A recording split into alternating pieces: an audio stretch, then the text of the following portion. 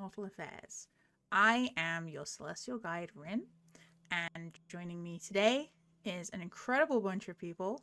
Say hello, incredible bunch of people. Hello, Hello, incredible bunch of people. That didn't work as well as I thought it was going to. It's fine. It's fine. Latency. It's not even that. Just like I was like, I can steal a Brennan moment and do it right. No, I cannot. Yeah, we're here for a little short. We're not here for a long time, but we are here for a good time. Let me tell you. If you haven't watched the session 0, I highly recommend that you do, because that really gives an insight into this world and what we're doing here. Because these sessions are going to be a little different than our usual content. This all takes place on the world of Rhaeos, and specifically in a place called the Celestial Nexus, which is where the gods live. And boy howdy, there's a lot of gods. So many gods. One might say too many, but here we are. So we have the wonderful Trixie, played by Caitlin. We have the incredible Kato, played by Jane. We have the magnificent Zanite, played by Ian. And we have the mysterious Maple, played by Jakey. And Drew's here too, but we'll get to that. So, last we left off, Jakey's like, where on the screen?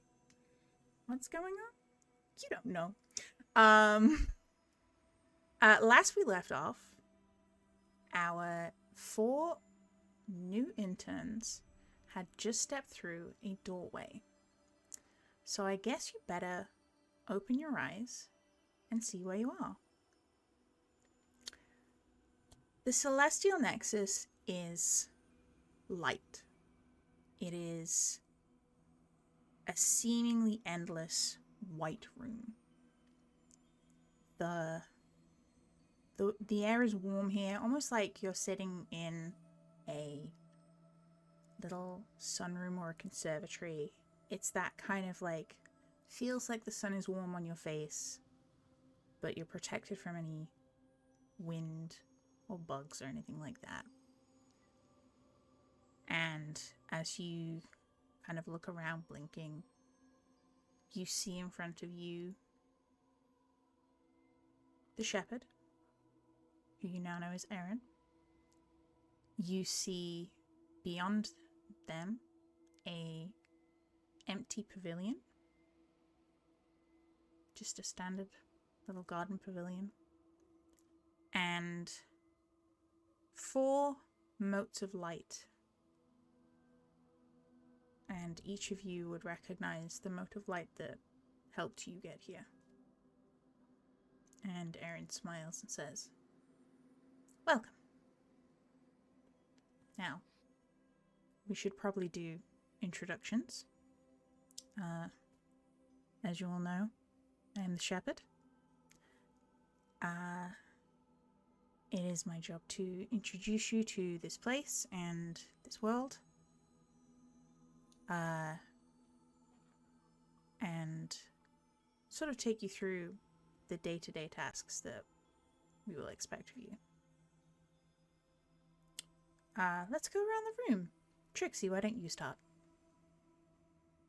Hi, I'm Trixie.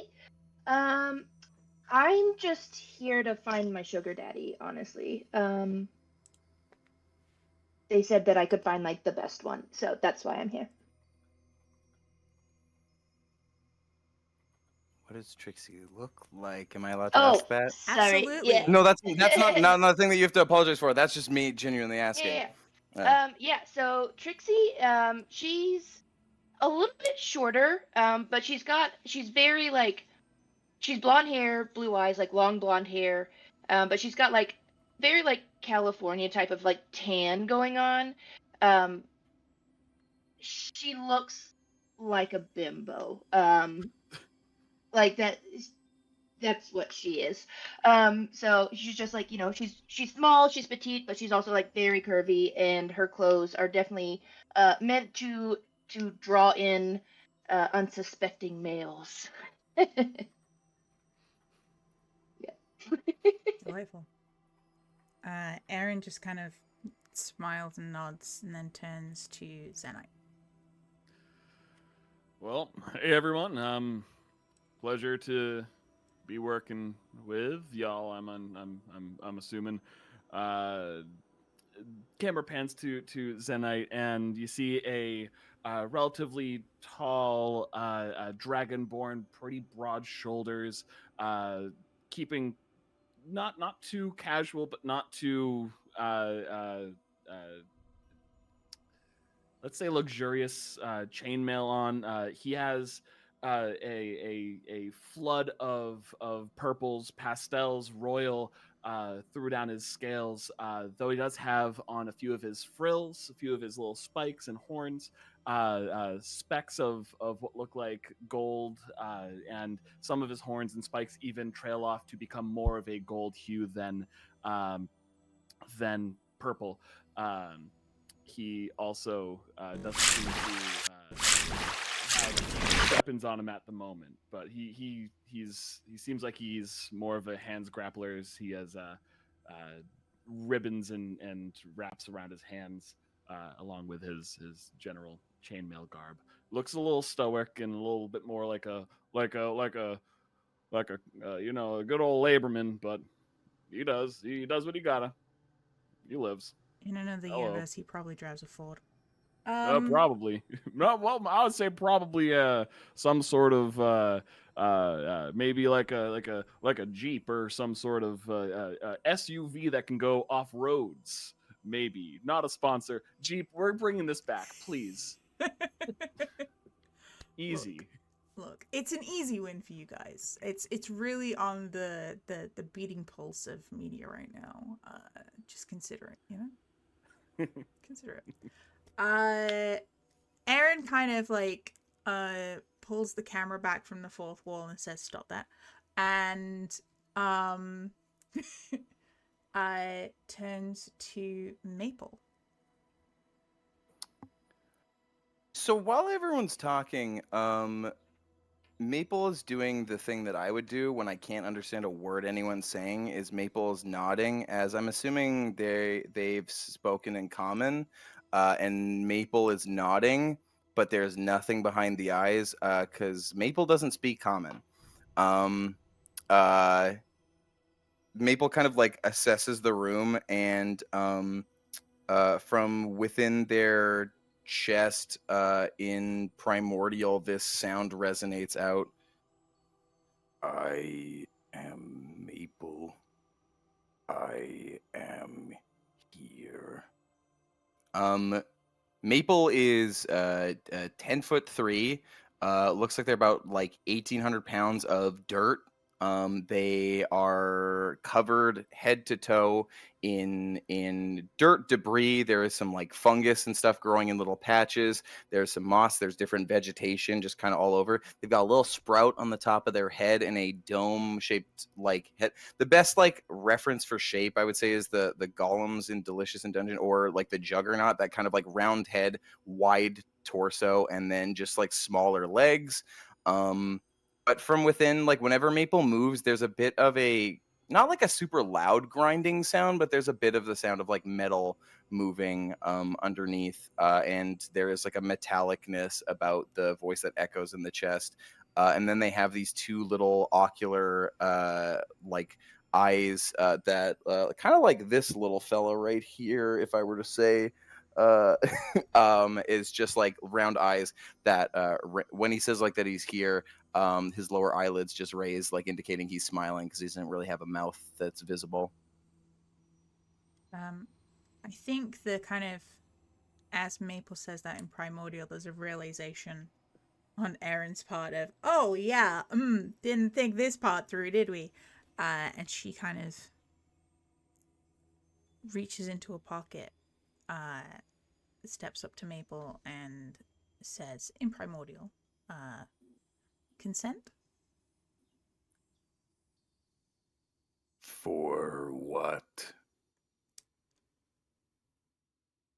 A new addition to the ecosystem.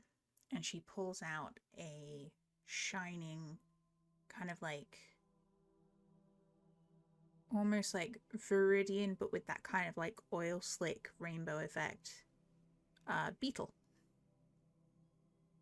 Yeah, I think Maple like kind of leans in, like almost a little too close, just like full body, like gets like up there. Yes, beetle. She places it on your shoulder and it immediately starts burrowing into the dirt. Goodbye. As you say goodbye, everyone else hears that in common. You now understand common and can be understood by people who speak common, but you do not speak common. Oh, interesting. Delightful. Very cool. Y'all have heard of a Yeah. Babel fish. This is a Babel beetle. Rad. Yeah, then Maple just says thing. I am Maple. I am here. Aaron And then there's just like a blink. Aaron steps back slightly, smiles, and then turns to Kato.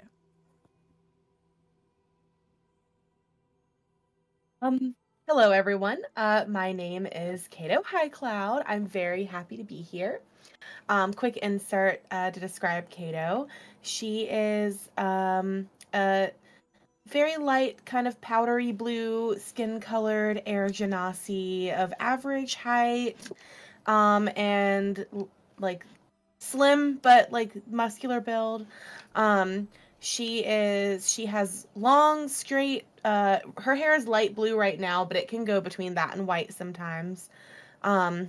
She is wearing a kind of dusty pink monk's robe wrapped around her. And she carries a book with her that she took from the library that she was reading there. She's still got it tucked under her arm.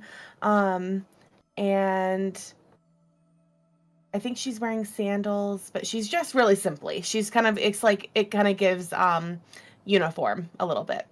And she just kind of continues on to say, I have only a slight idea where I am, but I have read a little bit about this place. And I'm really excited to do some work for the gods, of whom I already may have my favorite. But yeah, and I'm really excited to meet everyone, and I'm excited to get this experience, and I hope this leads on to, better opportunities for all of us.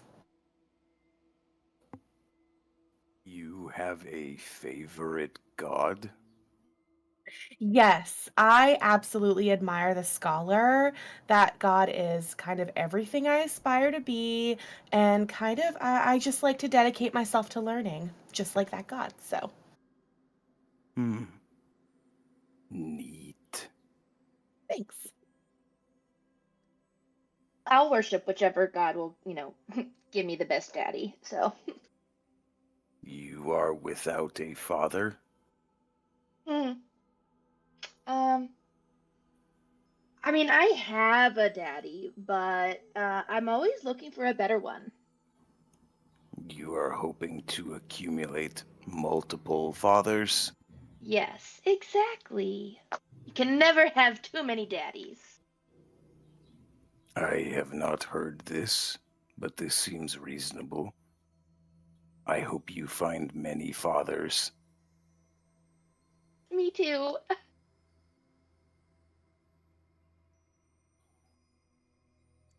I just love the idea of like collecting dads. Just like it's almost like the opposite of like my dad left me. It's I have so many dads now. I'm just picking them up as we go, you know? Dream Daddy, a dad dating simulator. Well, the fact that the nuclear family is now kind of obsolete, I can understand the search for more dads. I've only known a mom, and she's been light of my life. And he Are just starts you looking also up and nodding. seeking a father? Seeking my own father, yeah, but we'll get to that bridge when we cross it, you know. What I mean, bridge? if I find a better daddy, you can have the one I have now. If he's not my biological, I'll pass. I'm on a bit of a little bit of a not a hunt, but we're finding. Is that why you picked us, Shepherd? Because we are in absence of fathers? Good question. No. Oh, That seems like a really, I don't know, cheap and reductive way to pick adventurers. Almost stereotypical that such adventurers would not have strong father figures in their lives. You know? Then she pulls the camera away from the fourth wall again. I heard a phrase in Gnomish that was once, many adventurers have daddy issues. That is very true. No, you were all chosen by sort of a group consensus. For various reasons, none of which you should be concerned about. Now, would you like to see where you'll be staying during this period of time? Yeah. Right. Delightful. Close your eyes and turn around completely. All right. I love that the people are just like, spin on the chair, spin on the chair.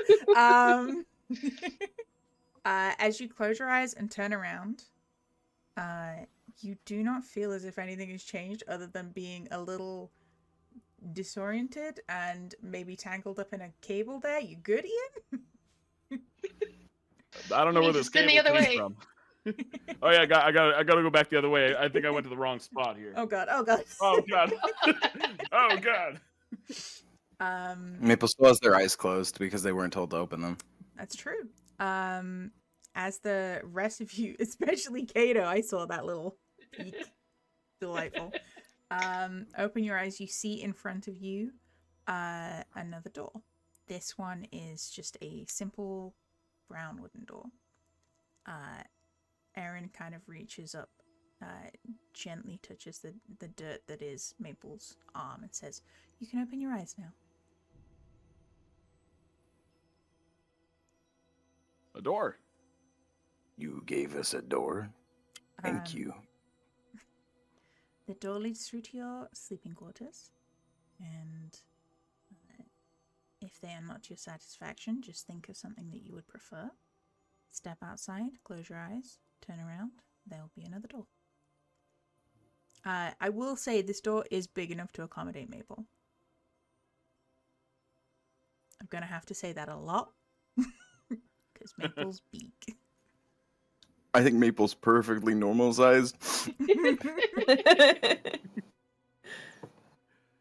I think if nobody immediately goes for the door, I think Maple just like starts walking towards it. Is just like has a very like arms kind of swinging kind of walk, and just like there's little bits of dirt that are left behind, but every so often it's a weird like the dirt is like pulled almost like Maple leaves like a what's the kid from the Peanuts Pigpen. Pigpen. Pig Yes. pen, yeah. He leaves like a little pig pen trail, but it kind of follows him, and it doesn't leave a mess behind him for long. And then Maple's just gonna open the door. Delightful. You open the door and you see a room that is expansive and divided. It is a room that is clearly built in quarters, and a quarter of the room is a dedicated sort of swamp-like area, very similar to the area that you were found in. You see a lot of life in that corner, and as you look, a small rabbit pops out. Boop, boop. 2 ears emerging from a little wood stump. Another quarter of the room looks like a very fine, it's well kept. It's that elegance of we have money and taste, but we're not going to rub it in your face kind of thing.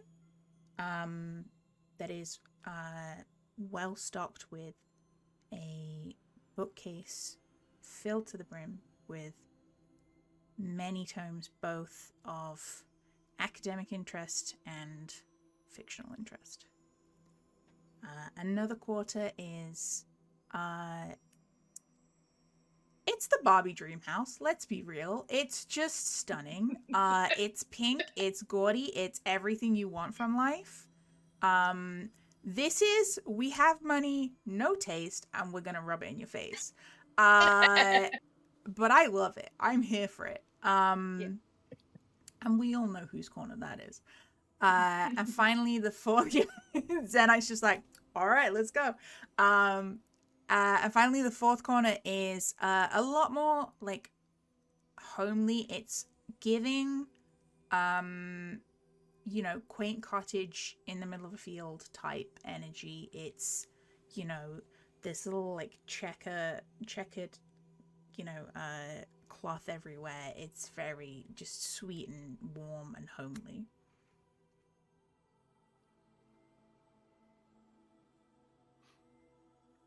Well, I this think- place looks very cozy. I think I'm going to go ahead and break in my new bed, and I go lay down in it and kind of test it out and roll around and admire my books. Delightful. Zenite walks over towards his quarters and goes, hustles back to the door, closes it, closes his eyes, spins around, and then whoever is able to see it just says, "Pah!" And this little plushie appears in the bed under the covers with a little sleep mask over it. And he A walks baby. back in. Oh, perfect. All right, this is great. Comfy. And he lays down, and this is now actually his pillow that he'll just lay his head on. He's just back onto the bed, doesn't even take off the armor, just kicks up, not under the blankets. He's just relaxing for a little bit of a nap for a moment. Delightful.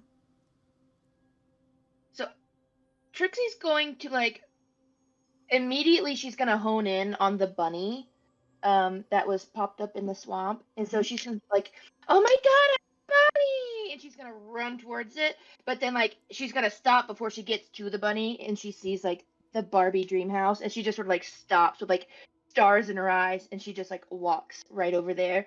But once she's over there, she's gonna like start like it's gonna look like she's like rooting around for something, but I'm really just like looking for like hidey holes and stuff like that. Oh, there's hidey Yeah. holes. Yeah, there's got to be hidey holes. There's hidey holes with little. Well, there's some little Tritos in there already. Oh. Yeah, there's a little hidey hole. There's like a where the bed on the bed frame. There's a little notch, and you kind of pull it, and it kind of like a small hidey hole built into the bedpost falls out, and there's like Nice. a little a very fine kind of mithril chain with pearls hanging off it is already stashed away in there. She's gonna put that on. Sound reasonable. The bunny just watching with interest, just like. Maple just like lumbers in, sees their spot, sees the rabbit, little eyelids raise a little bit, and then just steps through. And I think Maple just finds like a stump to sit by, and it's just kind of that leans forward or leans back, and then just. And Maple just sits fully like not really like motion, like is just kind of looks like a kid disassociating, but Maple's having the time of their life right now. Some of you may notice if you look over that there is moss growing underneath where Maple is currently sitting. As if the swamp is accepting Maple into the ecosystem and attempting to make Maple more comfortable.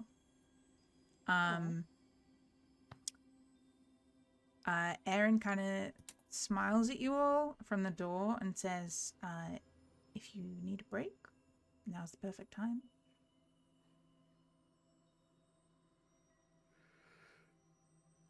I'll take like half hour. They say the best nap is supposed to be 26 minutes. Doesn't even need to be sleep. You can just keep your eyes closed, not focusing on it. 26 minutes, eyes closed, and you rest, and you're good to go. I'm gonna, if that's all right with everybody, I'm just gonna take a nice 26-minute power nap. Would As you I like was me to count 26 minutes for you? only if you'd like to. If I don't want to get my sleep rhythms all messed up here. So if you want to, I'm not going to stop you. But I've gotten my internal clock down pretty well. Maple's dome head fully rotates, and then as it finishes rotating, slowly it starts going and making like a soft, like ticking sound, like it's rotating like a giant egg timer. I love white noise. And he starts to doze off super quick. Delightful. What would you two like to do for the next 26 minutes? Kato feels like this is the perfect opportunity to finish the chapter she was reading when she was at the library. She still hasn't forgotten that she was very deep into this book. So she just kind of she sits like back in the corner of her room on her bed, you know, where like you just kind of have like your knees pulled up to your chest and kind of scrunched into a corner, and then I have this like gigantic book open and I'm just like face in the book studying. Delightful. And Trixie? Once I feel like I have successfully, found all the hidey holes in my corner, um, she's gonna, uh, she's gonna sneak over to Zenite's little cubicle area and just like start poking around a little bit, like not trying to, just to see, cause she's curious, you know. Sure. Yeah, I mean, realistically, Zenite's dozing. You're just having a look around, kind of poking through the cupboards and stuff. There's not a lot here yet. You can see that there's potential for, this to be quite a quaint little home, but y'all just got here, so. Okay. All right. Well, then I guess I'll just like go chill in my corner. Fair and reasonable.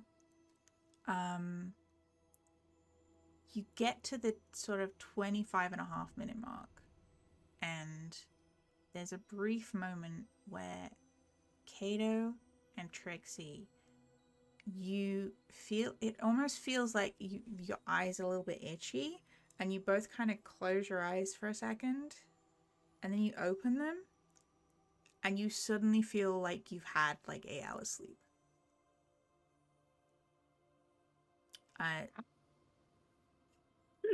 Maple, I feel the same. Maple, as your head ticks around to the last minute, you've been, quite frankly, checked out. Acclimatizing yourself, and as you kind of come back in that last moment, you also feel like you have been resting for longer than anticipated. Zenite, you feel like you've had a full ass sleep. Oh yeah, I did. Oh man. Starts stretching all of his shoulders and back. You hear the gross cracking of bones that are overworked. He stretches a little bit, and he goes to like touch his toes, arm over one side, over the other side. Starts jumping like, oh wow, I don't think I've ever had a nap. Well, one time I've had a nap that was that good, and that was after a night outside the inn trying to stop some hooligans. Well, what's going on? What's going on, everybody? We rested. Trixie checked in on you to make sure you were okay. And Kato was reading. It was nice. There's a rabbit. Oh yeah, look at that little rabbit. Oh my goodness, look at that little thing.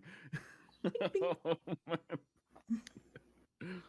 I haven't seen one of them in city streets in a while, so that's it's like a going to a zoo or something. It's There's you guys see bunnies often. I don't really see many bunnies off. This is real neat for me.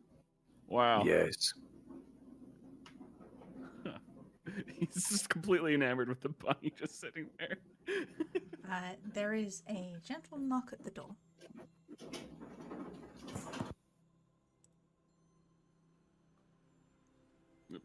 Come on in, I guess. Door opens and it's Aaron. Spoiler alert, it's the person that you've been talking to this entire time. She kind of smiles and says, "Feel better?"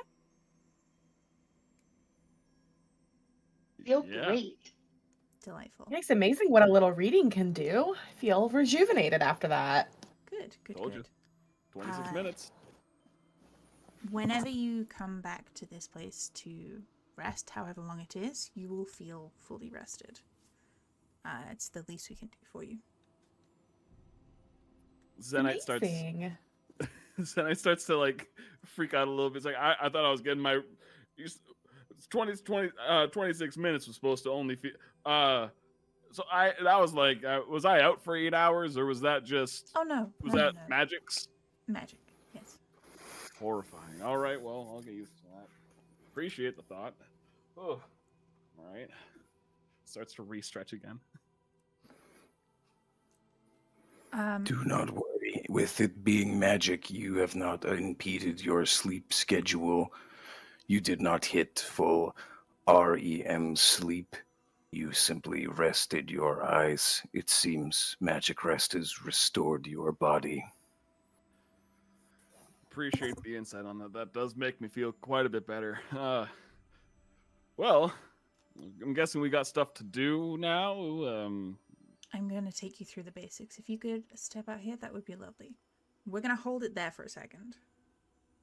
Hey, Drew. Hi. Could you How do are me ya? a favor? Yeah, what's up? Could you roll me a d20? Sure. Delightful, thank you. 8. A 13. Okay, 1, 2, 3, 4, 5, 6, 7, 8, 9, 10, 11, 12, 13. Oh no, wait, I've miscounted. Hang on. Oh no. 1, 2, 3, 4, 5, Mhm. 6, 7, Yep. 8, Oh yeah. 9, 10, 11, 12, Mhm. 13. Delightful! Wonderful. Okay. It's a vat of acid. It's a vat of acid. All you could come up with was a vat of acid? A vat of fake acid? It's the globagool. Oh, I hate that. Wonderful. Okay. We return back to the group briefly. As you step out of the door, you see these 4 motes of light just kind of milling around, just vibing, just doing their thing. You see Erin, and you also see what I will say right now to our viewers at home and to my friends here. The closest analogy I have in D&D terms is that this is a Kenku, but in actuality this is what is called a Raven folk, because they're from a slightly different setting. So they do not have the mimicry trait. They can speak full sentences, but there is a little Raven folk here who comes up to sort of like maybe like chest height on a regular person, so tiny to Mabel. They have a little scarf on, breastplate, bright eyes, and a shield on their back, and an even smaller white raven sat on their shoulder. And they are kind of bouncing on their feet a little bit, watching you all very expectantly. And Erin kind of smiles and says, "So, this is the Stormcaller."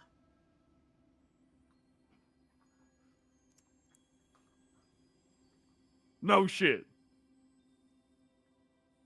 It is an honor to be here. As the kids say, Just for wanna say real, that. for real. Oh, as the kids say, This shit is hype. It's bussin'. I have never heard a child say any of those words. You are making those up. Tragically not. The Stormcaller just hops forward on little bird feeties. Oh, hi! It's very nice to meet you. How's it going? So far, so good. Can't complain. Oh, delightful. I've heard a lot about you. I wanted to come say hi and just to like welcome you to the Celestial Nexus because it's a big place, you know?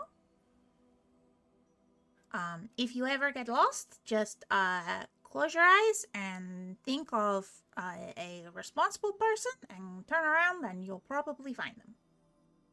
You know? Thank you. No worries. If you need anything, my name is Kuriri, but you can call me Kiri. You probably won't have much to do with me, because, to be honest, a lot of my jobs involve, like, you know, weather. But, who knows, maybe I'll find a job for you all. Well, if I can't say, I just think out of all that pantheon that people talk about, Kira, you are I'd say one of the coolest beings I've even heard word of. I spend a lot of time on boats, a lot of time out on the road, and you make my job, I would say, fun. Some would say difficult, but I'd say fun. Appreciate you. You know, I will say I kind of expected. Well, people say there's deities take different forms, and I don't know if I was actually expecting it. This is great. I'm pleased to meet you. I'm gonna stop myself right there. And he bows very deeply. She You kind of are a hops. very small god. I'm not the smallest god, though. I see. They are smaller than me. But, yeah, I'm pretty short. Kind of hops over to Zenite, puts a wing on your shoulder and says, "Hey, don't need to bow here. Trust me, that's gonna get real old real fast if you start doing it now." Well, I appreciate the courtesy to mention that. I can't help but pay reverence to one of the few that I think I actively acknowledge without thinking I acknowledge. So it's a pleasure. It's a pleasure. Well, Nods again. it's a pleasure to meet you too, Zenite. Bows again. Okay, seriously, and stop with the bowing. You're gonna do your back in. Trust me, there's a whole bunch more gods. You know, like it's going to be a whole thing. But yeah, if you need anything, just let us know. We'll do our best. This may come as a surprise to you, but we are just little guys too, sometimes, and we need a little help. This is kind of the first time we've ever really asked for it, so some of us may be a little grumpy about it. Apologies in advance, especially if you meet Catherine. He's very grumpy. But, yeah. Hopefully it'll be fun for everyone. You just see Trixie, sort of like she has her eyes closed and she's spinning in a circle, and you just hear her whispering like, "The best daddy, the best daddy, the best daddy." And You just keep doesn't spinning seem to- around and like I keep I'll open my eyes and I'm like, it's the same people. You're trying to summon the perfect storm, huh? very You good. appear to summon their father, as they mentioned before. Trixie, is your father a god?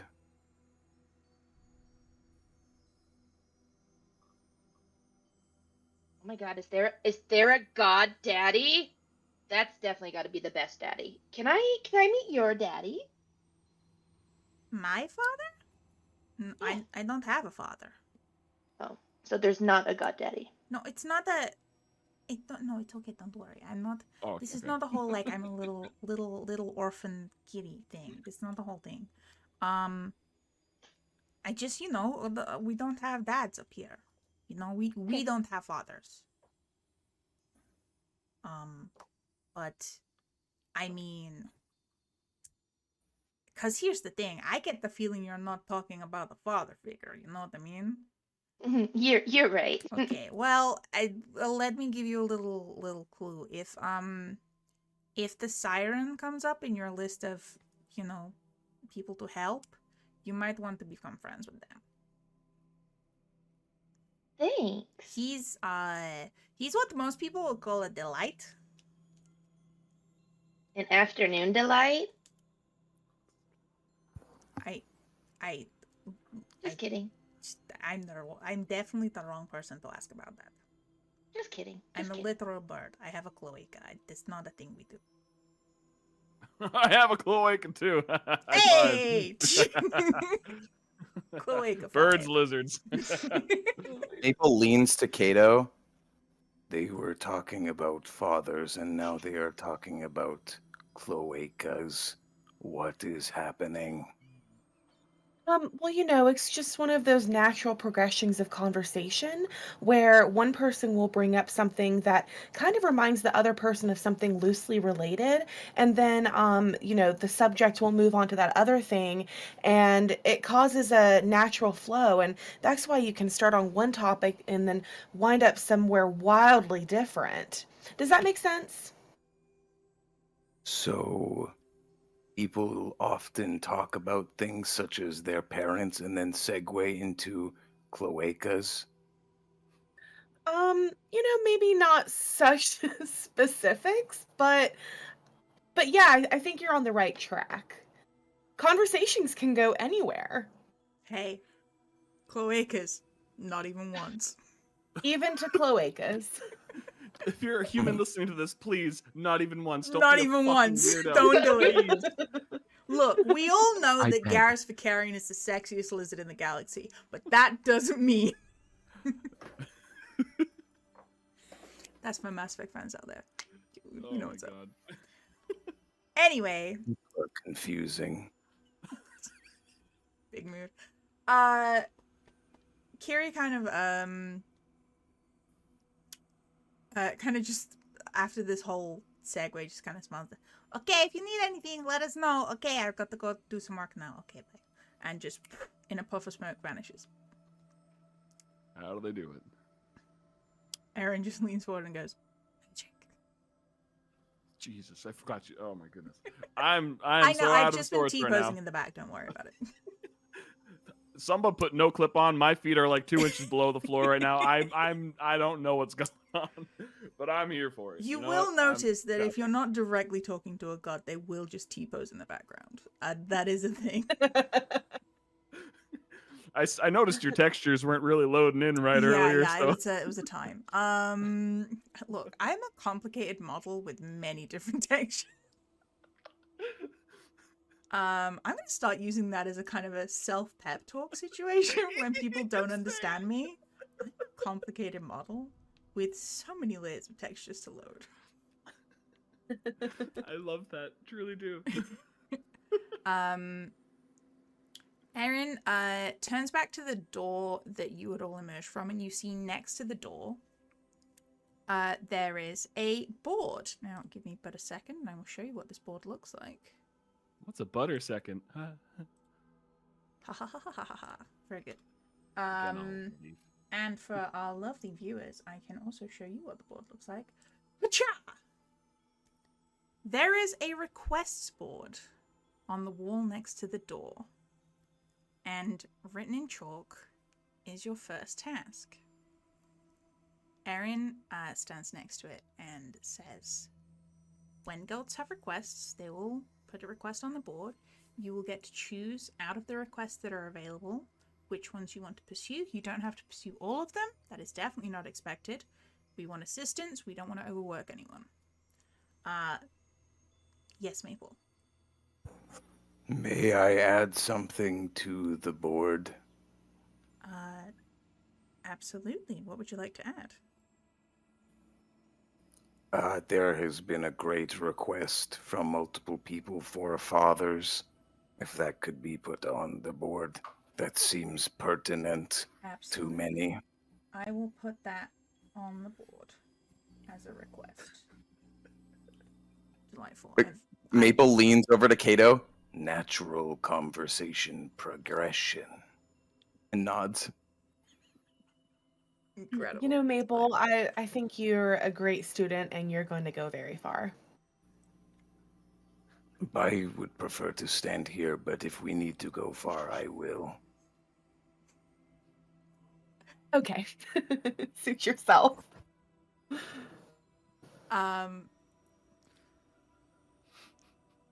Aaron grabs the chalk and writes it on. Unfortunately, I'm not quick enough at editing to put that on the board right now, but it will be there next time.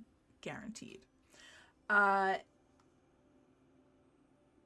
you kind of process that this is actually going to be a job that you're going to be doing. You're going to be fulfilling requests for gods, and you will have to probably meet said gods to understand the requests they build. Because, as you can see, this request simply says, build a door for each soul. What does that mean? Isn't the shepherd the god of death? And he wants a door for each soul. That sounds like a lot. But And I don't know how to build. do we know who wrote this request? Do we know that the shepherd wrote this request? It says the shepherd. Oh, it does? Okay. Okay. I thought you could read. I just didn't see the part. So you were standing in the way, Trixie. Your giant hair was blocking it. Oh, sorry. No problem. Oh my god, they hate each other. I ship it so hard. Then they kissed platonically. Then they kissed passionately. Anyway, lovers to enemies. And they were enemies to roommates. lovers. get in the comments. And they were just roommates. That's right. or get in the fan art channel. No, Hundy sent. I'm absolutely going to be writing fanfic of this later. all D&D is just long form fanfic. Yeah. That explains why I'm so good at it. Anyway, you know when you have a realization about yourself? Mm-hmm. Yeah. Thanks, Jakey. You're welcome. Aaron, also known as the Shepherd, nods and says, "Yes, I did write this one. Would you like me to explain?" Yeah. That's a lot of Yes. doors if It's I'm not- thinking it's- incorrectly. It is 4 doors, as we have 4 souls who are waiting. And she gestures to the little motes of for the energy that sheep. have been flying around. Yes, Maple. Was that the sheep? Yes. Thank you. I did not. What was my sheep's name? Your sheep's name was Gregory. Gregory. We'll come back to Gregory in a second. I did not. I did not mean to manhandle a soul. I did not realize that. I am terribly sorry, more than I ever was. Okay. It's absolutely fine. It's absolutely fine. Don't worry. They didn't want to be manhandled. They would have behaved better. Well, all right. I don't like that. Hey, they know what they're about. See a very strong-looking dragonborn and just go over there and go, no. "Ooh, Don't manhandle me, Mr. Oh. Dragonborn. Please, I am someone wrestle seeking me." a father. Hold up by the legs upside down. Bad a sheep. That's not what I meant. But okay.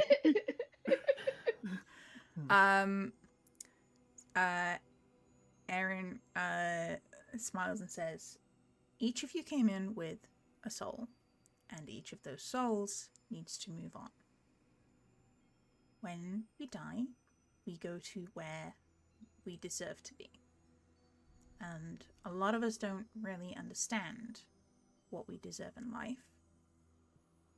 And so it's your job today to help these souls understand what it is that they want and what it is that they deserve. And with that information, you are going to use 4 pieces of wood to create a door that is just for that soul and that soul alone. And then they can go. Does that make sense? I Yeah. think so. Yeah, I So, mean, so are we helping them with what's inside the door, or we're just like decorating a like building and decorating a door for them? The door will inform where they are going. So each piece of the door will help build the inside. Okay. Did I ever mention to everyone here the time that I studied abroad in Almas and I learned how to build doors out of natural wood with dwarvian monks? It was an absolutely transcendent experience, and I think I could really pull that knowledge into this for us. If anyone has any questions, you can come to me. I'm still hanging on the idea of studying abroad. Like that's like was it one person or is it like many women or is it like study it was not many, you weren't studying many Broad broads, just a refers to a wide single woman, area single. of Oh, subjects. not to worry, Zenite. This is a very common misunderstanding. By study abroad, I simply mean study outside of my home province or country.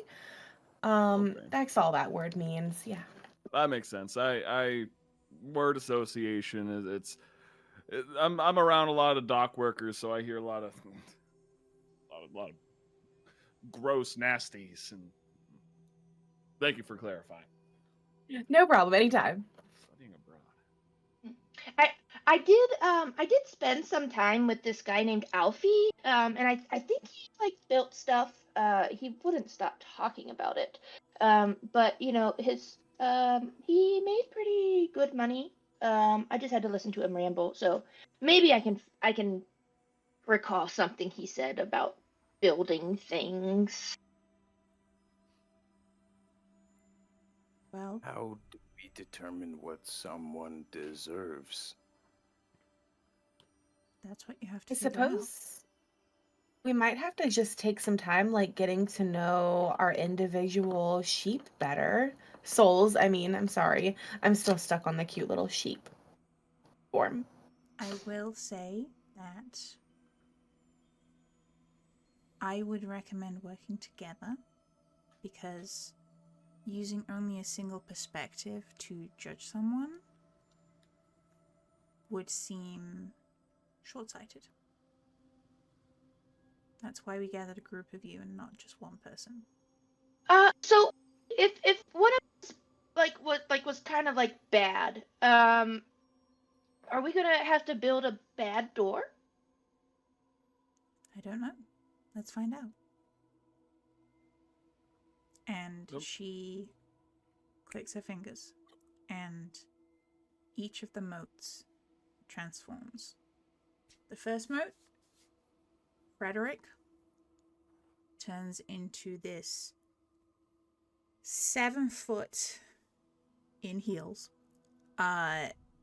glorious archfey, this incredible divine embroidery cloak just trailing along the floor, full crown of like, you know, kind of like thorns and roses that kind of trails down the back as well.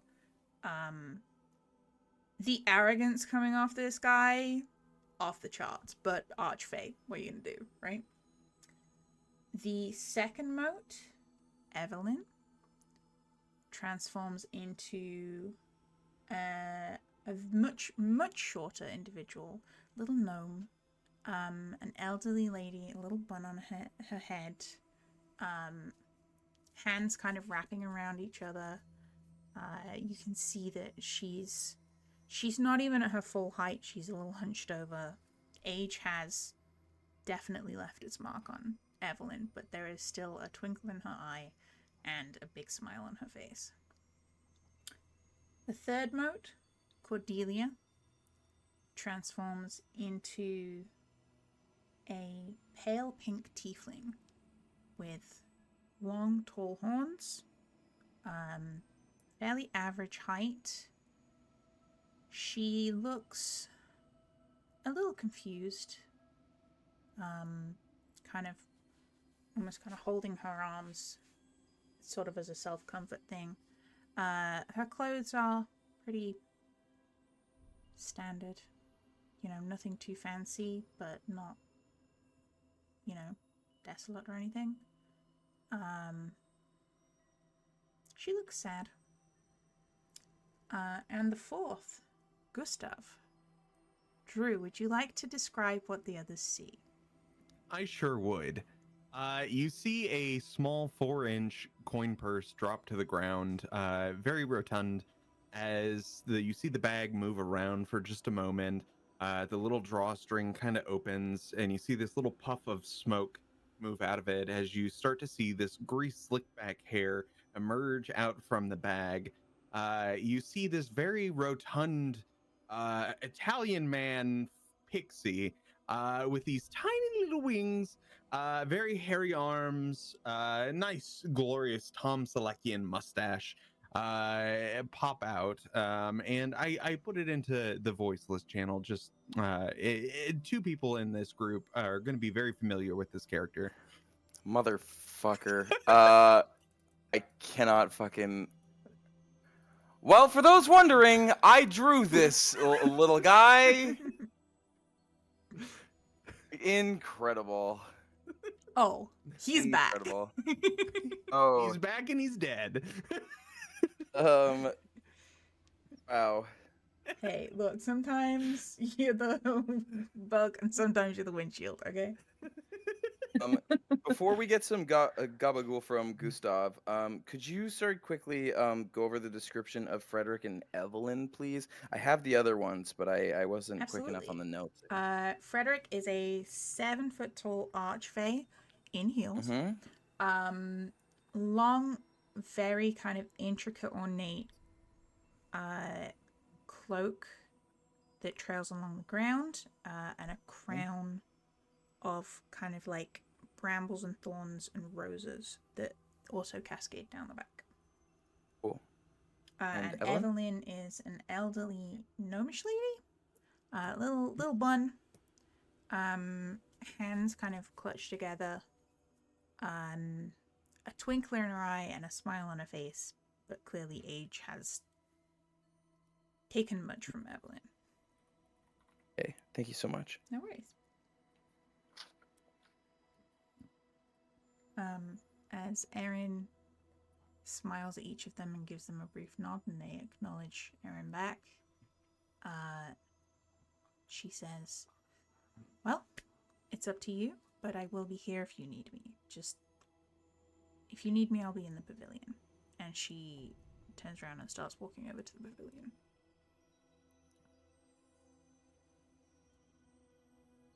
And T-poses. She's hit her idle animation. She's just Your frame rate really dipped the further you got out. So yes, you have 4 individuals for which you need to figure out where it is that they deserve to be in their afterlife. Zenite, this is just a real quick little thing. Zenite points and turns away, points over at Gustav, looks at the camera, stares daggers at Jakey. What the fuck's that thing? Jakey then looks back and goes, dude, I was requested to draw this shit, okay? And if you break the fourth wall one more time, we're gonna have to install a new one. Come on. It is my child, Ian. It is my child. Drew, what the fuck are you doing in my side of the fourth wall? This is the 5th wall? Oh my How God. many walls are there, and how long is this bit gonna go on for? I'm good at bits, and it never ends until it gets bad and then funny again, and then bad again. So, I'm alive. I'm dead. and I missed.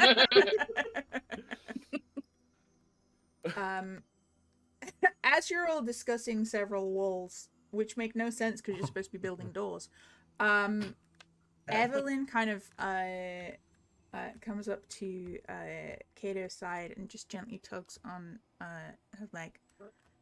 Excuse me, dear. Where exactly are we? Oh, you're in that place where it's kind of the in-between. You're kind of like in waiting right now so we can figure out where exactly it is that you need to go in the long run. Oh, okay, Um, that's. I just wanted to check that I was in fact actually dead. That's all. oh, yes, you very much are. Delightful. Thank you, thank you. And she kind of I shuffles turned back to a the bit. others. I kind of turned to the others in my group and I'm like, should we do this like board of trustees interview style? Do you guys want to kind of sit in a row and bring each one forward and kind of what's the best way to do this? All right, yeah. We could do it like a speed date. That's kind of like an interview in a way. Yeah, I mean, I don't think I've ever been on a date with 4 people in suits at a table like a board of trustees thing. But hey, middle ground there.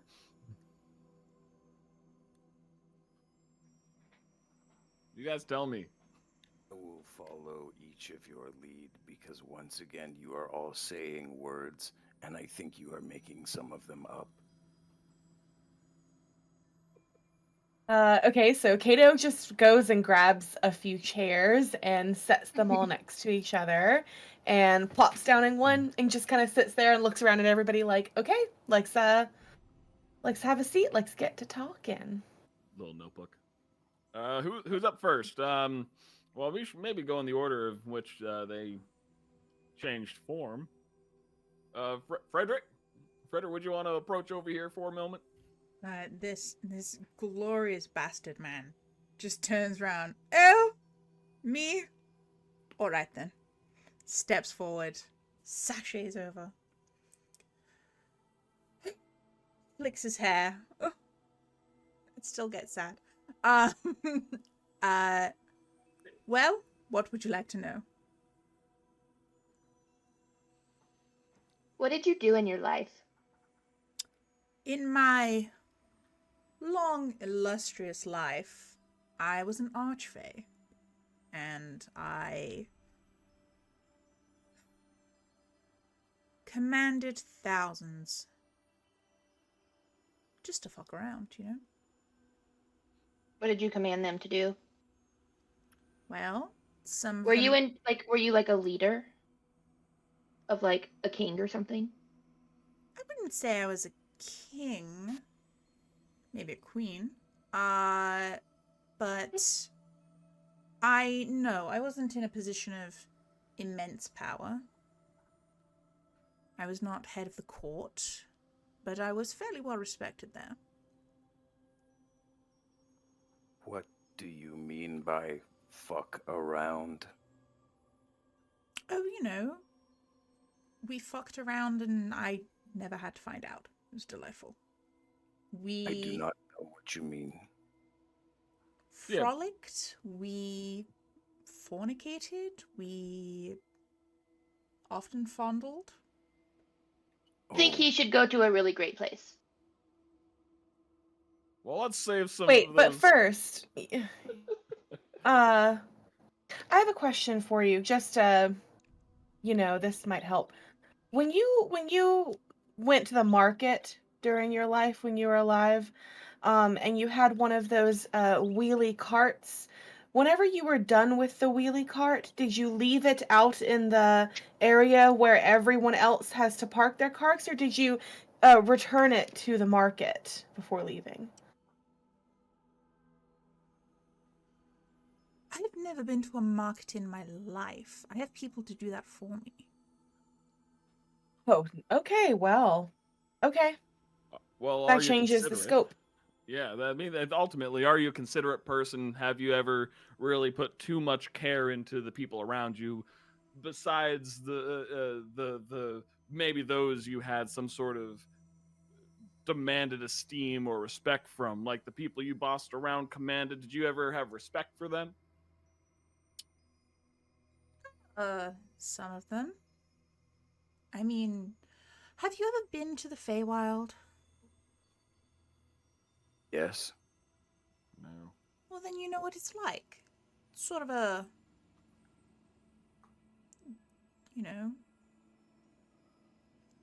It's wild. Literally. Things are a little more primal there. And as such, sometimes there is a pecking order. Does that mean that I must respect everyone beneath me? know. I don't care what a soap's opinion on, what a germ's opinion on soap is. But there were those that I respected and understood. What sort of things earn your respect? I don't know, doing a really sick backflip off a tree? Valid. Okay.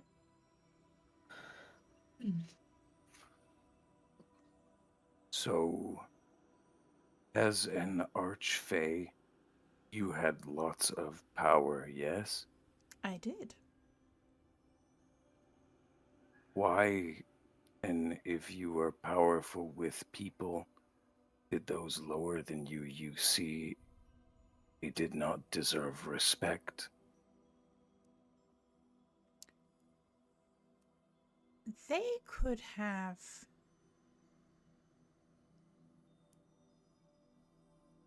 They could have risen up. Just like I did. I wasn't always all-powerful. I was once just a regular Eldrin. But They just Well- needed to pull themselves up by their bootstraps. not so much. When you were regular, did people not respect you? Oh, absolutely not. I was a shithead. Did you like that? What, being Not a being shithead? respect- Oh. Well... I can't say it was enjoyable, but it did encourage me to try and attain power so that people would respect me. It gave me a certain drive. As they say this, you see behind them a tree begins to grow very quickly. It's a fairly small tree. You think you could get maybe one plank of wood out of it. You are beginning to understand where the wood from the doors comes from.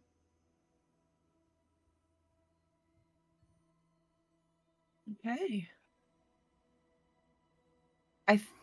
This is kind of just said to amongst my own party. I think that whole idea is literally just to get them to talk about themselves and remember their life, and then the trees that grow will provide. So that's really all we have to do.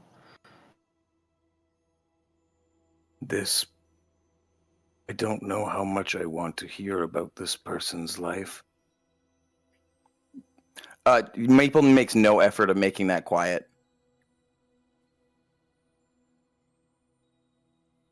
So Roderick what is did you just do, checking his nails. Friedrich? What did you do to rise to power? Well, I did kill a lord and eat his heart. Did you have to eat his heart? It's part of the deal. The way of becoming more powerful as an Eladrin and eventually ascending to being an archfey is to gain power, and that is not always through what you mortals would call conventional means. You can't just learn everything about the Feywild in a book, for example. You may see it as unsavory, but it is just our way of life. I mean, you can't learn anything about anything just from a book. Everything about anything from just a book. So I mean that's fair. I would disagree with that. Kato looks like unreasonably hurt by that comment. She's like just kind of like over here, wiping a little tear from her eye. I would disagree with that. You can't learn everything from a book. I mean, perspectives are important when you put things into context. Having maybe instructional manuals, you'll learn everything you need to know, but you still need to know how to use the tools to use a certain thing, and you still need to. I'm derailing this a little bit here. My curiosity is, why did you have the drive to become an archfey in that point? Just for the power? Like you weren't you weren't satisfied with just being in Eladrin without having to kill. I did what I had to. But wanting power in and of itself, that's not a crime. To want to be better than you are? Wanting to be it. better and wanting power are not the same thing. Yeah, I agree with Mhm. that. If your power comes at the expense of others, then that's pretty tyrannical, I'd say. That is weakness. That is the Feywild. Don't you judge me with your material plane nonsense. Just because your world works differently doesn't mean that I am wrong in mine. Honestly, our world doesn't really work that differently. No. Oh, have you started killing people for power too? Delightful. No, but people do. No, I haven't. No, but no, I have not started killing people. It Uh, happens here, but it's much more frowned upon than it so appears to be in the Feywild. Can I roll a history to try to detail any points where there is coups, usurpations of power, political assainations over the past Capitalism. literally? Can I just try to rally Absolutely, this roll shit me a up? history check. Okay. Okay. it's So not can a- I insight check this person when they're talking about like they did what they had to? Do they believe that? Yeah, insight check, please. I got a Where's- 17. 17 That's on flat on the history, die. wonderful. Plus 0. Delightful. Where's Brennan when you need him? That's true. So there have been many instances of violence in terms of people grasping for power. That is not unheard of. There have been coups. There, you are very aware of the fact that only recently has peace been brokered in. Oh my god! I was just gonna ask, can I use guidance? Sorry, I didn't want to interrupt. Absolutely, you can use guidance. You don't. Very recently, a war that has been raging for generations upon generations has only just reached a tentative peace over the ocean. It is said that history is written with blood, and your world is no exception to that. I detail that. Go ahead. I'm sorry. No, I was hopping in what you were doing, so I apologize. No, I was just gonna say, so that's a 19 plus 7, so that's 26 plus another 2, so that's a 28. What's this guy's social security number? I was gonna say, the laser eyes just start fucking focusing, the overlay comes out, the numbers start going. This individual genuinely believes what they are saying, in that there was, and you have spent some time in the Feywild. You do know that it is very much a culture of dog eat dog. Like, there is an accepted level of violence in which an assassination attempt is just something that happens as pre-dinner entertainment a lot of the time. Like, it's expected at a certain point. But he genuinely believes that, he had to do what he did to get the power that he needed. And he does believe that he needed that power. You said you do not care what a germ thinks of soap. Why do you say that? I am curious. If I worried about every tiny little opinion of me, I would spend my entire life wrapped in my head, worrying that I was doing or saying the wrong thing. And in that time, countless others could take advantage of that and replace me. You did not say worrying about those below you. You said you did not respect them. Yes. Why should I? Respect is earned. I do not have to grant it just for, the simple act of existing? No, but it is earned, but it can also be a gift. To say that a germ's opinion of soap means nothing. If germs did not exist, neither would the soap. the spider and the fly coexist together. The spider needs the fly to survive. The fly may be scared of the spider. There is a hierarchy there. But the fly But doesn't if have one- to respect the spider. And which are you? Are you the spider or the fly? Neither. I'm the hawk that's feasting on the spider.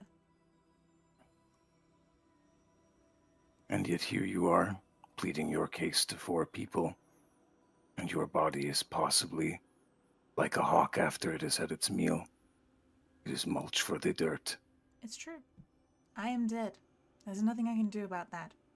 And if I'd known there was going to be a committee to deal with, probably would have just asked the shepherd to drop me off in the nearest bog. Well, Surrounded by germs. okay, tell me, let's maybe look at some other facets of your life. Did you have a family?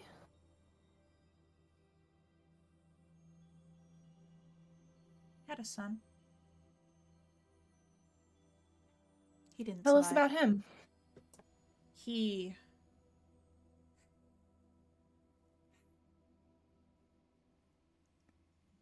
He was killed in an attempt on my life.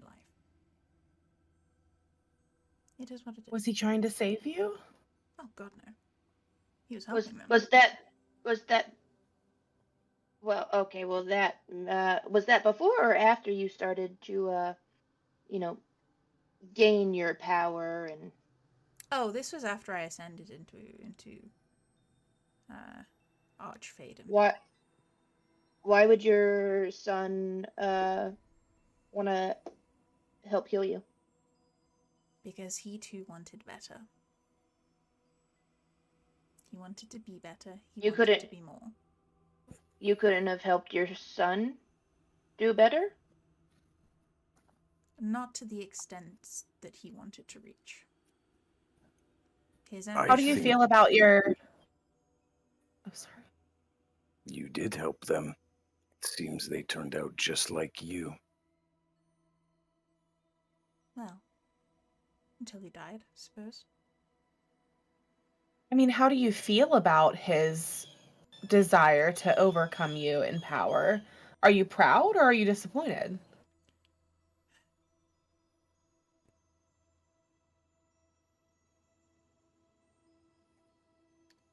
Neither. I think I am just sad. And you see behind him a second tree grows.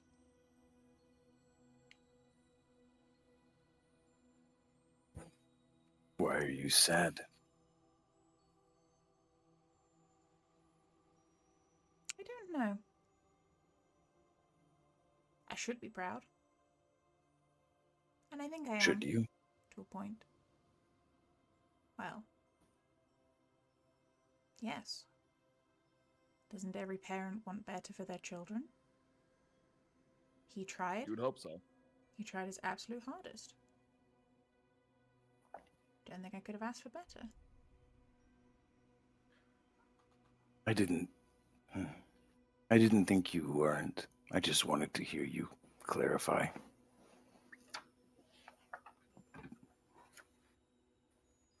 Now, that sorrow sounds like it comes from a place of maybe partly of regret. Is that fair to say? And do you have any regrets?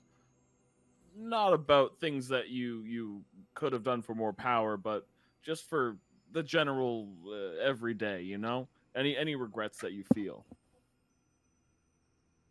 Tend not to. Regret is a killer. Doesn't mean you don't have them though. True. Suppose if I do have a regret, it would be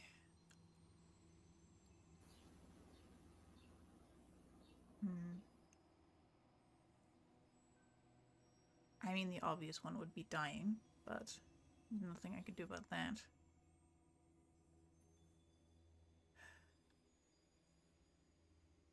Suppose I could have spent just a little more time enjoying life, you know?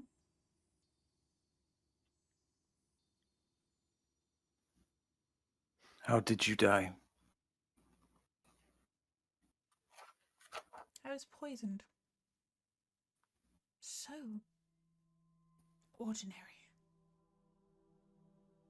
Terribly mundane. And I still don't know who did it. So I suppose Interesting. that's a regret. I would love to find that out. But Were there a lot of people that would have wanted to poison you? oh, absolutely. So, you did say that you fucked around and you didn't have to find out, but I think you did find out. True, but after 700 odd years, I think that's quite a ways between fucking around and finding out. I'll take it.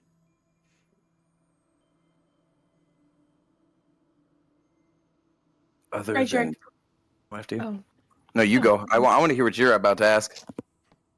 I really want to know, out of all of these years and all of this strife and regret and yearning for power, were there ever any times where you were in love romantically? Oh, absolutely. Hundreds of times.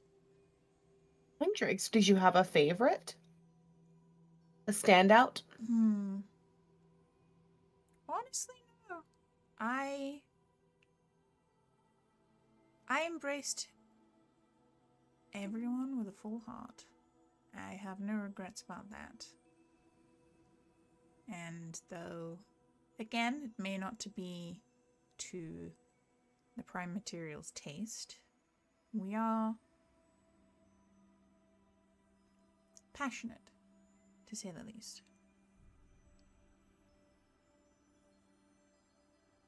I would not take back a single second of those times.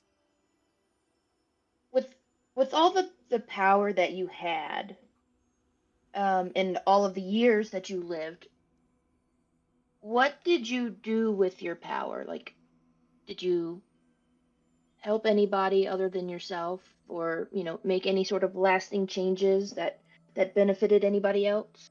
Well, it's funny you should mention that, because before I started throwing them, the court balls were just absolute tedium. They were doing this little song and dance situation, and I introduced them to this new game, which involved a hunt, and the queen absolutely adored that. Managed to enchant this rabbit into having to deal with the whole hunt situation year on year. It was absolutely delightful. But I suppose you're probably thinking of like grand changes to the socio-economic situation of the Feywild, right? The betterment of the people around, not just you, but around everyone, the Feywild. Yeah, you're on the money there, I think. No, I didn't improve any of that. But I will say, improvement doesn't have to be a physical change. Sometimes throwing a party every now and then helps people's spirits. You'd think Who are that... the parties for? Who are the parties for? Is that... I believe that's what I heard. Yeah. Yeah, who are the parties for? Yeah. The courts. Why? Because what else were they going to do? You need something to And keep why them did you want to make entertained. it better? It made things a little less fractious. People were a little more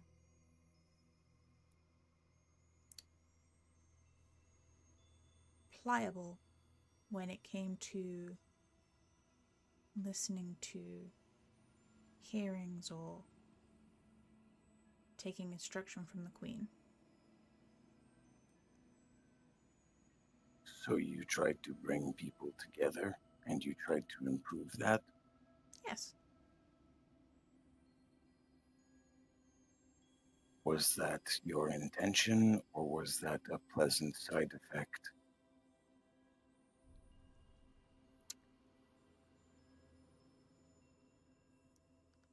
would love to say that it was my intention. But really, I just wanted to get on the Queen's good side. Why? She is extremely powerful. And having friends in high places can be beneficial in the long run.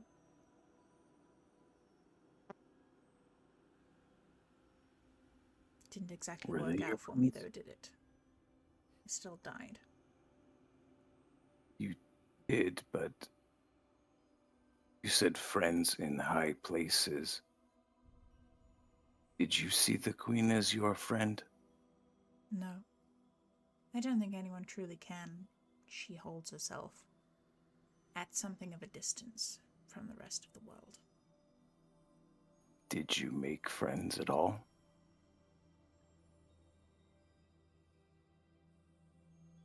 I thought I did. But given that I was surrounded by those friends when I died, maybe I was wrong. And a third tree grows behind him. Jakey has figured out the puzzle. Anyway. So, you've heard my entire life story. What's your judgment on me? I want to know what you think you deserve. Not what you want, but what you think you deserve. That sounds like you just want to copy off my homework. Well, just need to see if, Answer the question if you wouldn't mind. yeah. Or if you do mind, it'd be nice just for you to answer it. I think I deserve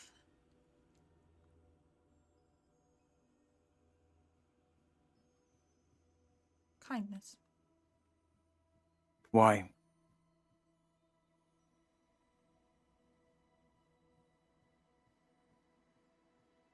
I don't know. Just sounds like a good answer. I don't want a good answer. I want a real answer.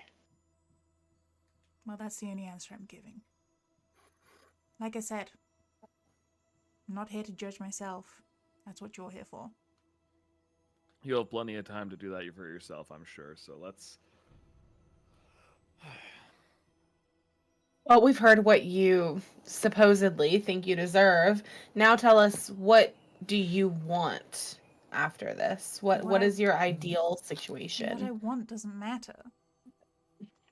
It does. It does. What Yeah. I want is to be alive again. Therefore, it doesn't Well, matter. you can't have that. You're here now. Your only option is to move forward. Out of that scenario, what do you want? Reincarnation? Oh, Why do you okay. want to be alive again so bad? Because I wasn't done Done what? living. That And how tends do to you be the stop thought when you get killed, rather than just die. Okay, I Yes, have one more why question would- following that. If you were returned to life and you were given, infinite power, what would you do with that? Infinite power, like a god. Yeah. Yeah. Yeah, what would you do with that? Oh, I suppose the first thing I would do is find out who killed me, kill them back, bring them back, kill them again, just for good measure. Would you not ask them why they killed you? I know why they killed me. Why? Same reason that any of us kill anyone. Power. We don't have your personal vendettas that the material plane is obsessed with. We don't kill for justice. We don't kill for passion. We kill for power. Plain and simple.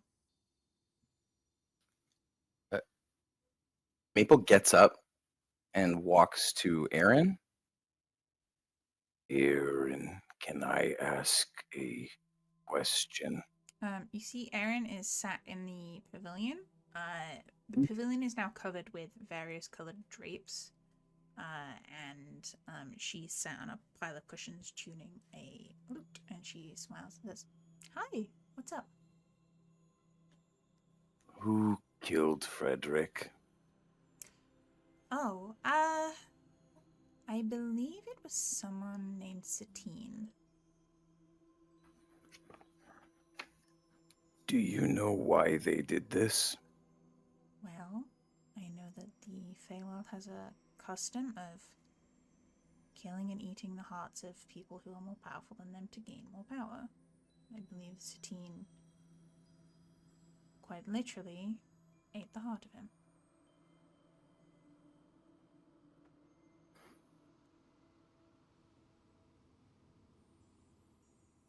Is that the only reason why?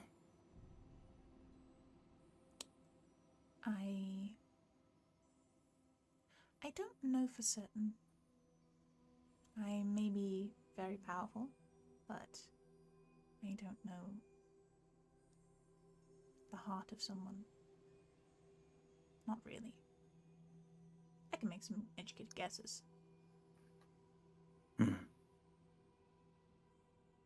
People goes back, sits down. Who was Satine? She was I suppose, a contemporary. Favored by the Queen at the moment. Did some incredible things with her tongue. What did you think of Satine? She was fun. We had fun.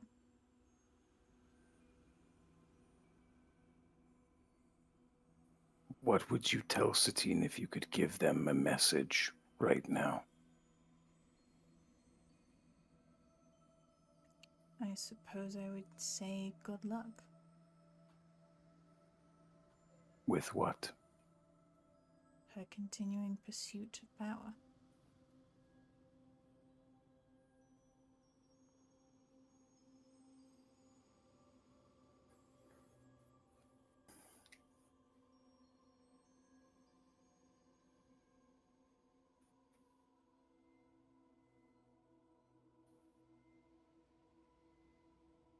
Were you kind to Satine?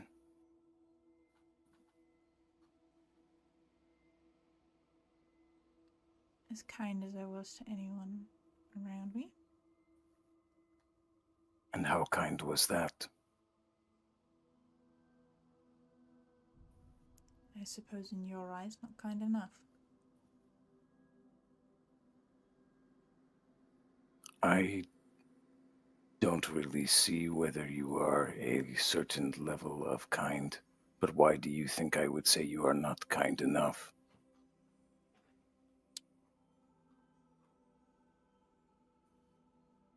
I have felt particularly judged by you since this whole debacle started. I think that your moral compass and the standards of my world do not align, and you are more likely to hold to your own standards than a different perspective. That's not a bad thing. It's totally understandable. I mean, how many times have I shit-talked the prime material plane today? It is what we're used to. But I do not look at these faces and believe that I will be treated in the same way that if they had chosen a jury of my peers. So You- was it normal for everybody to just not be very kind to each other, or were you just more reserved with your kindness? Like, I know you said that you know germs, soap, all of that.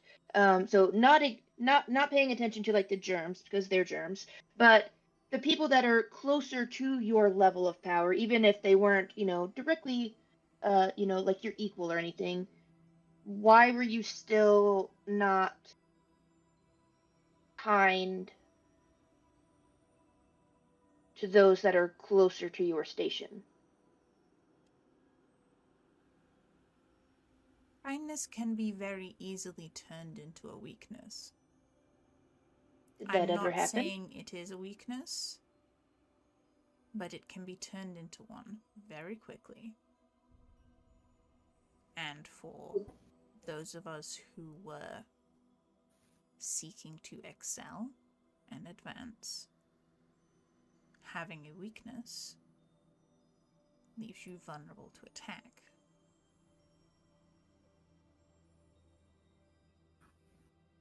But if you were more kind, then maybe your friends would have actually been your friends. If we had all been more kind, maybe. But that would be a huge cultural shift. Just to ask, this is not necessarily a question about character or anything like that, but do you feel as though there's any way for somebody of that massive power to really call for such a strong cultural shift? Because I feel like with the power that is strived for, there should be enough to be able to enact change.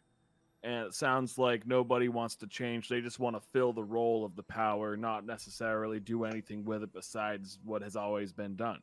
Um, is has that been your viewpoint from your perspective around the courts? Also, question: I'm not. I've heard the terms sealy and unsealy. I don't know if that means like the animal, the seal that like swims around in the ocean or not. Is that still is that Fey Wild business? There are the courts of light and the courts of dark, yes. Okay, that's the terms. Yeah. Okay. It is possible that with enough momentum, change could be brought, but I do not envisage one person alone being able to do that. Why not? Because there is one above all of us who holds immeasurable power.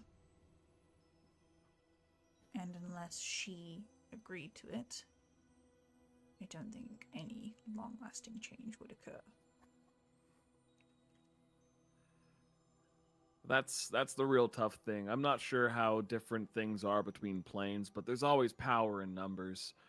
Uh, has it ever, in your experience, and you said 700 years? That's remarkable. I think I'll only maybe get to 150, 200 if I'm lucky, but maybe maybe less than that. I'm not too sure.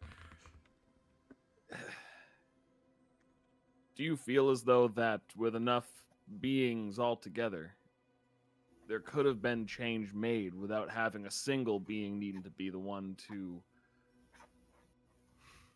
being the one that needs to actually push for the power? Because there's a lot of power in community from where I'm from, and I think I'm just more rambling here. Were you not lonely? Not being able to let anybody in. Like you're having fun with all of these different people, but you don't actually have someone. And that sounds like it would be very lonely. Didn't need anyone. Everybody needs someone. Do they? Yeah. Yeah.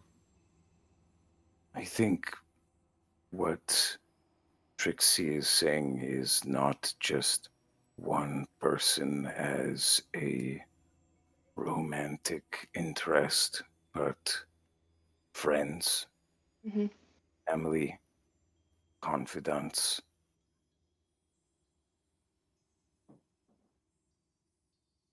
Well, Like, did, was anything genuine of yours. I know that you, of course, had motive to be friendly, motive to indulge, to gain power, but was that all you were about?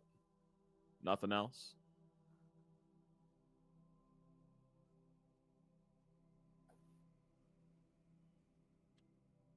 You see him consider this for a long moment, and you almost think he's not going to say anything. And then eventually, I loved my son.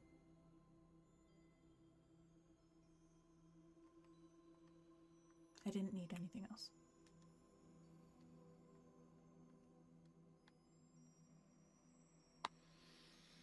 Would you like to spend your afterlife with your son, if you were able?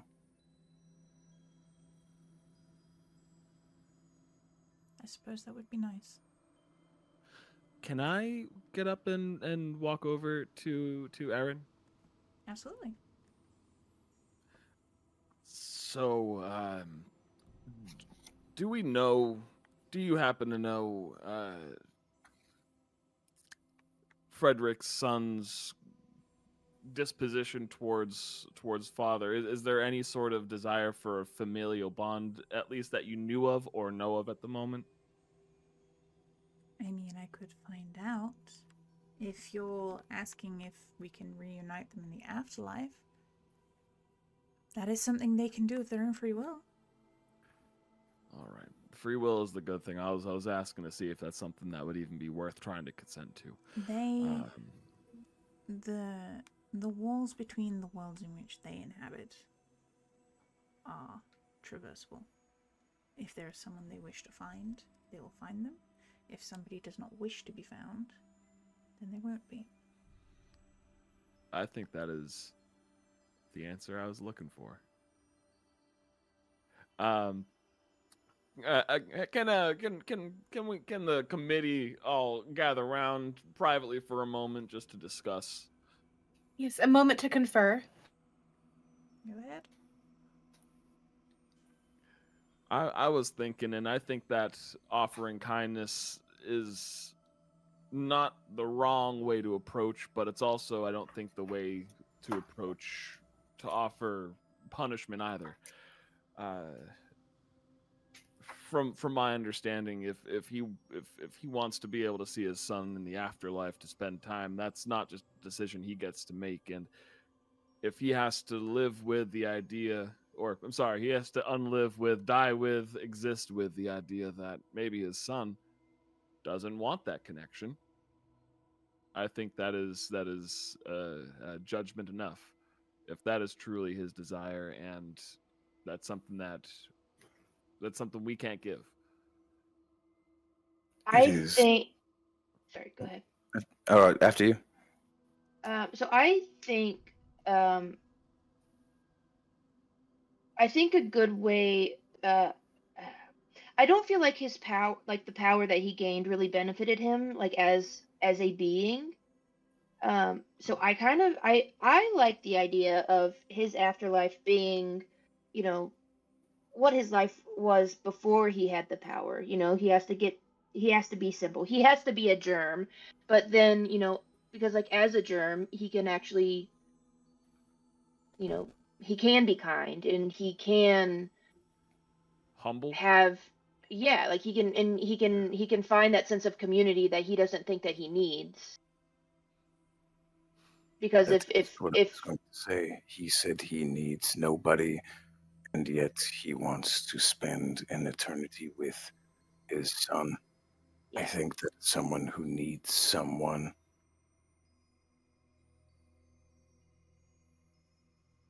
Yeah.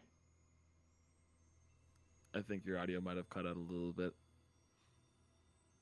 All I said is that sounds like someone who needs to spend time with someone. Okay. Yeah. Okay. I just hear it right. Perfect. Okay. Cool. Yeah. So I feel like his power was a disservice to him. So I don't think he should have all of that in the afterlife. I think that is Agreed. I think that's I think he might not see that as a kindness, but I think that is the kindness that we can show him.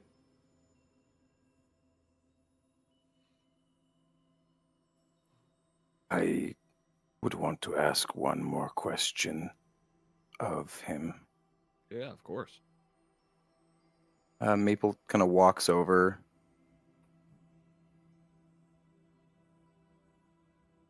You said the thing that you think you deserve is kindness.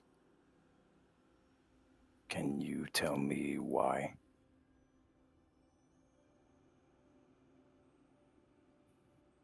The real answer is I don't know what I deserve.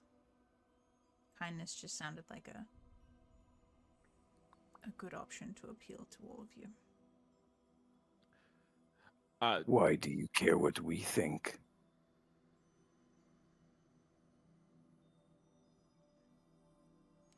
Because despite it all, you have power over me. And where I end up is in your hands. I kind of lean over, arm over the tall shoulder of, of Maple, and pull around. And just as a preface, just for a bearing here, what is kindness to you? Kind of a big question. Something given without expectation. For no other reason other than to simply be.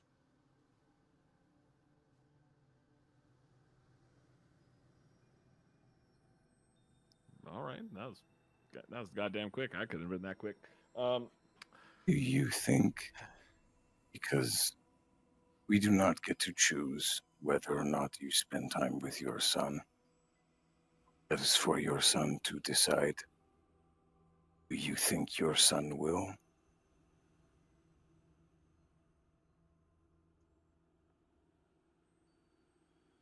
I would like to believe that. Why? Because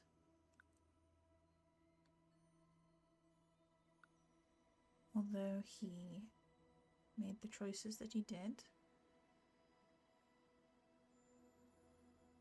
I still feel as if he should have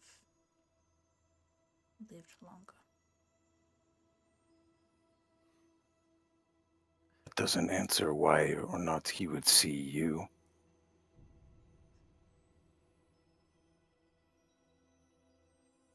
I would hope that he would wish that he could have spent more time with me. Did you feel that way about your own father for yourself? Oh no, but he was an absolute fucking dickhead.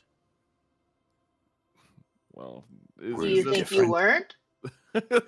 like a chorus? Are you saying it's not? I was gonna say, so all of us, we just pop like an album squat after just dropping that.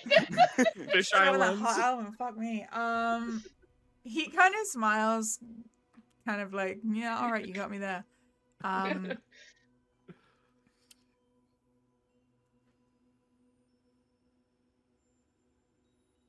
My father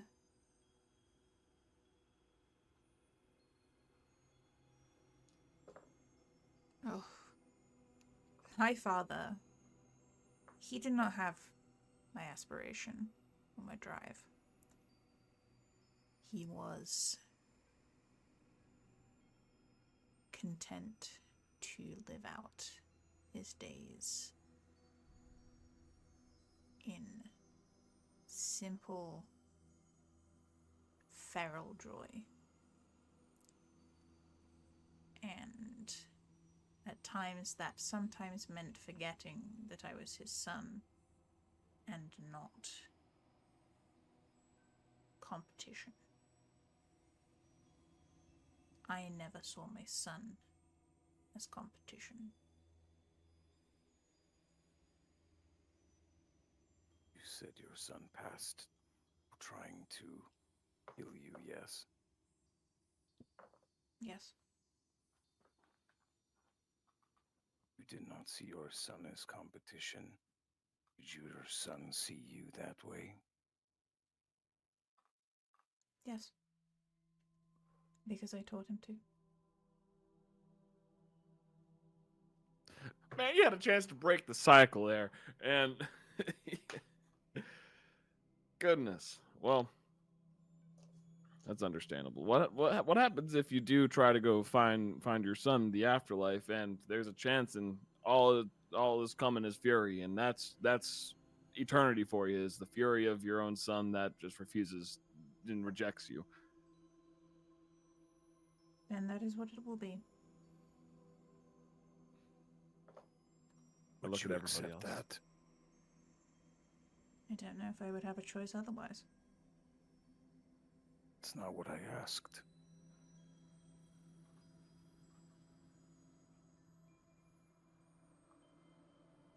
Yes.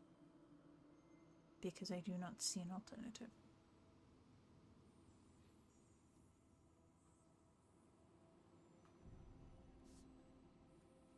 If you could say one thing, 2 sentences, your son. Say, for example, they were sitting beside us. They got to decide what you deserve. What would you say?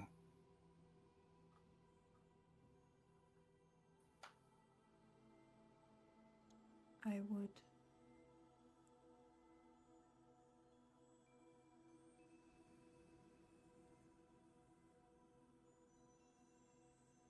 I would probably remind him to sit up straight.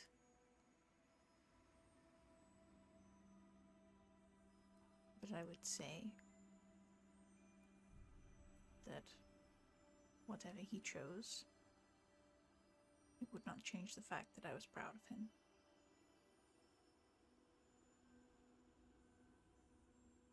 Do you want him to be proud of you?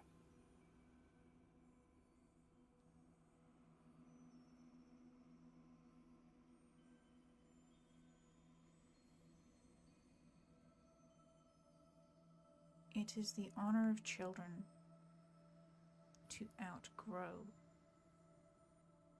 the requests of their parents. But I think I would like that.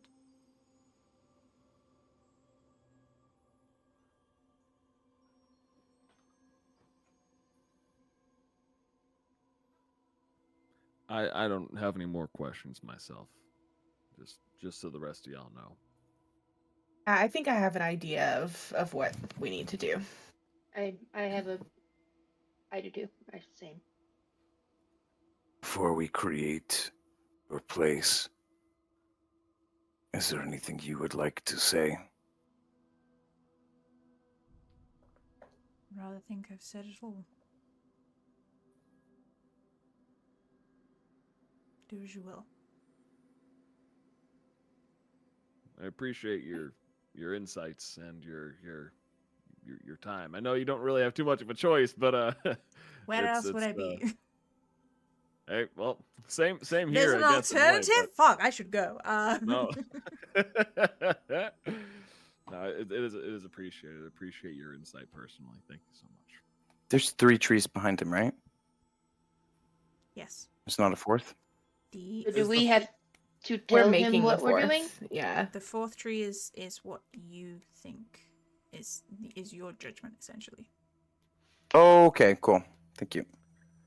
So do we have to tell him our judgment? You don't have to say it out loud. You just have to agree on it. So I'm gonna telepathically, that's the word, reach out to all of you and say, Group chat? I think Group chat? Group chat? group chat, yeah. I have a pretty strong feeling about this myself, though I don't necessarily think it's either right or wrong, and I'd love some input as well.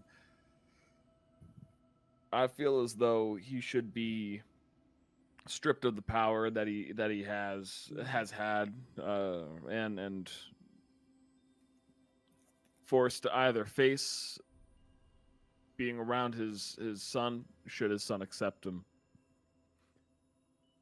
as a powerless being, a germ in his own eyes. Or still strip him of the power, of course, but still deal with the fact that maybe his son doesn't want to see him and doesn't want to have that eternity. I think that's where my head's at, and I'm not sure about everyone else. It's kind of what I was thinking as well. Yeah. Definitely, I think he just needs to be stripped of his power. As long as he knows that, you know, if he wants to see his son, it's ultimately his son's decision. So he might spend eternity waiting or not. But I think it's important that he, I don't know, I feel like his afterlife will be happier and better without all of the power. Yeah. Cope with it, learn to live with it. Accept it, find the community. The afterlife, I all about agree. Yeah. think some of this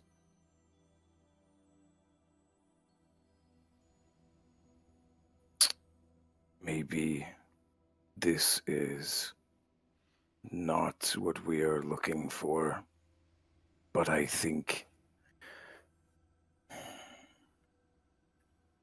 he liked to celebrate and have fun things. I think he should have somewhere that is simple but fun, like children playing in the street. You do not need many people around you to have joy. You do not need to have many things for joy. I think leaving him fully alone, I think that would just make the contemplation an echo chamber. I don't Or think he should be alone. That is all I I don't think think. he should.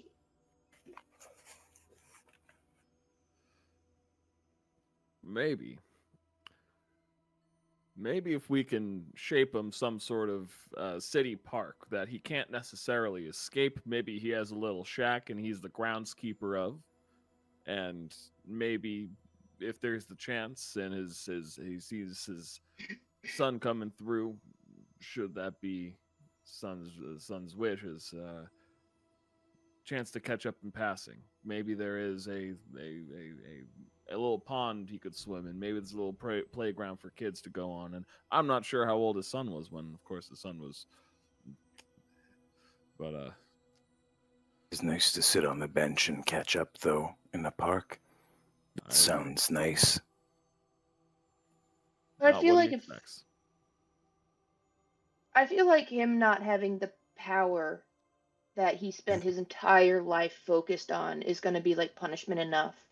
So like what if he is in like a very very small, very quaint like village where there's like there is no money. It's just everybody has to pull their weight. They like they just like the sense of community is what actually makes this village work, and he has to be part of that.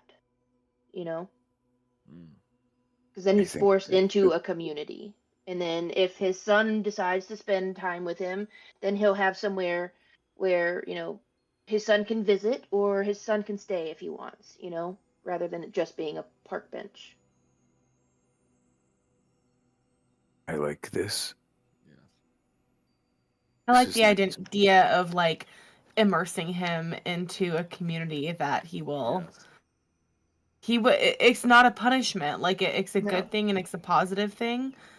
But he's gonna have a hard time and he's gonna need to learn from it. And ultimately, it's gonna be a very happy place for him. Isolation is his choice in that situation. So I think that is. Yep. I like that. Yep. Yeah. Besides, if he chooses to learn nothing, he doesn't care what a germ thinks of soap. So he will learn nothing. And that will be. Okay. You will watch as a fourth tree grows behind him. And Erin smiles as she steps over from the pavilion. the shepherd's crook that she has, she holds in the middle and pulls apart, as the top half with the crook appears as an umbrella that she puts at her side, and the bottom half appears as a sword that glows. And she pulls the sword up and swipes at the bases of the trees. And much like any good farming sim animation, there's a puff of smoke and there's 4 planks of wood. I was gonna say she did the whole like, and then just immediately. These planks float in the air for a moment before standing up and aligning with each other, forming a rounded door, and a handle boop appears, and the door hangs in place. And she This smiles, magic stuff. looks at you all and says, "Very good, Frederick." This magic stuff. This magic stuff is crazy. I still can't figure out how one swipe, 4 trees gone. Now there's a door. There was a hand. We didn't even have that metal. I'm. Before Frederick goes, may I say something? Of course. She takes a step back. I know it does not matter very much to you, Frederick. But I hope you know, since I may not see you for a long time, I do not judge you. We came from very different existences. You lived 700 years. That sounds like you did what you could. I've lived longer, and I can't say I have done better. I just wanted to understand.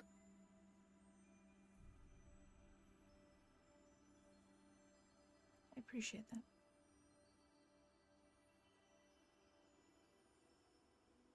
Good luck.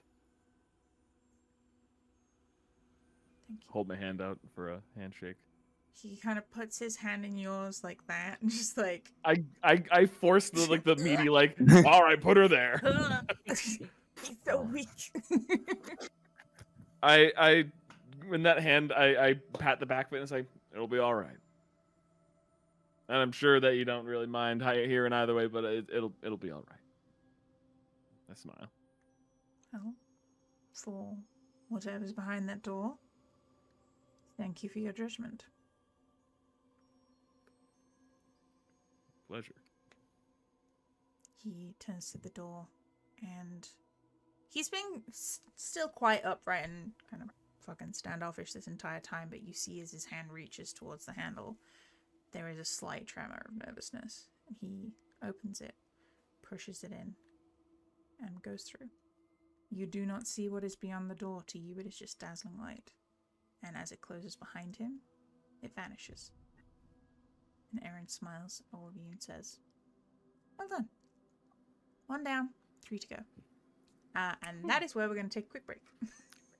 Could we see Gustav by chance? Because I feel like Gustav has been a very patient, good boy. I feel like Gustav is going to push his way to the front of the queue, maybe. Why? Hey, Now, Gabagool, I'm here next. Let's go. Question: did he already build a deli in that time? I see like there's like some cleavers on the wall, some ham hocks. I don't know where those came from. Is that Could- provolone? Can he do the close eyes, spin around, open the door thing like we can? No, he cannot. But yet somehow a deli has been made. But yeah, to our lovely viewers, we will be back after these brief messages / I don't know what we're doing for There's a word from our sponsor. Hashtag Hi. not sponsored. The word is beef. Yeah, we'll be back.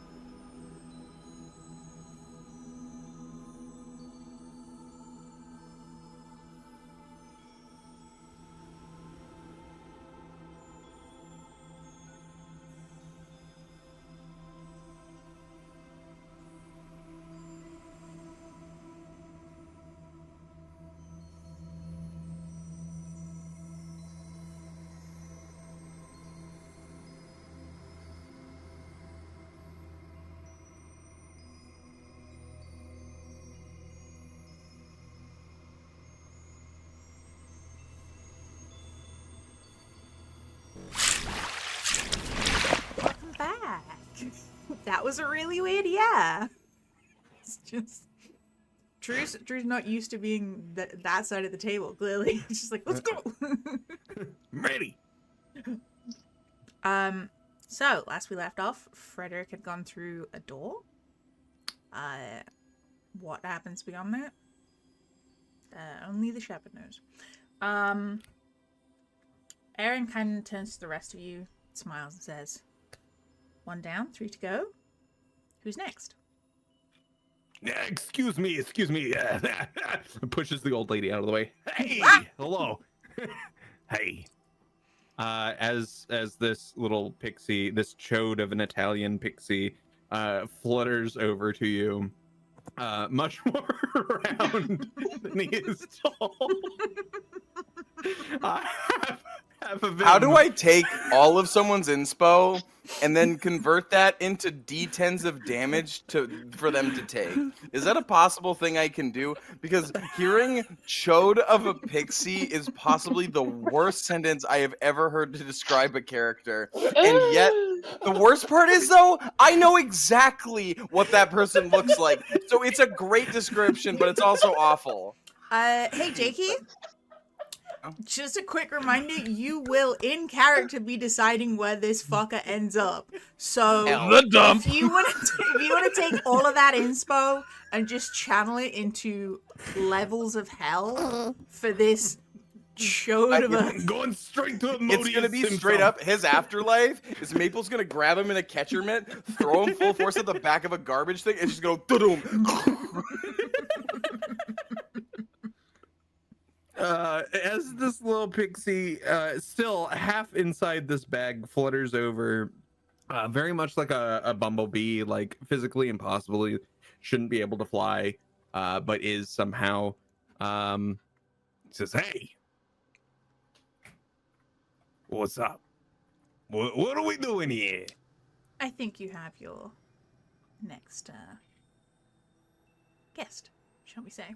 And Aaron heads back over to the little pavilion with maybe a little more speed than necessary. Just getting the fuck away. Aaron, can we have a oh, goodbye. Use mold earth and make a desk. So we have something because I just imagine we were sitting there, we had chairs, but at no point did anyone say we have a desk. So we had our notebooks and everything, our judging clipboards, and we're all just sitting there in fucking chairs in front of people. So yeah, I make a little judge table with mold earth. Oh, this is perfect. As he lands down on the desk, the bag just bloop on the desk with him in it. You see momentarily he kind of like dips into the bag, disappears for a moment. You just see the faint smoke trails coming out of the top. As out of the top of the bag comes this small little platter, and it clanks down, and then you start seeing a little bit of food, boom, boom, boom, boom, boom, boom, popping onto this platter in front of you. And you see him pop back out. He's like, "Listen, I have the best bruschetta around. Give it a try. Come on. Hey, try it. You'll love it. It's delicious." Where were you keeping that? In my bag. Are you trying to bribe us? No, I just figure everyone loves bruschetta. I do not eat. Feels like a bribe. Well, All I right, mean, well then I'll eat it. No, As he wait, kinda, no, like, wait. Flops down. You two are like actively going at the bruschetta. I'm like trying to lift it. It's like I can't lift it off the table. I don't know what's going on. The fucking harp seal going for a fish.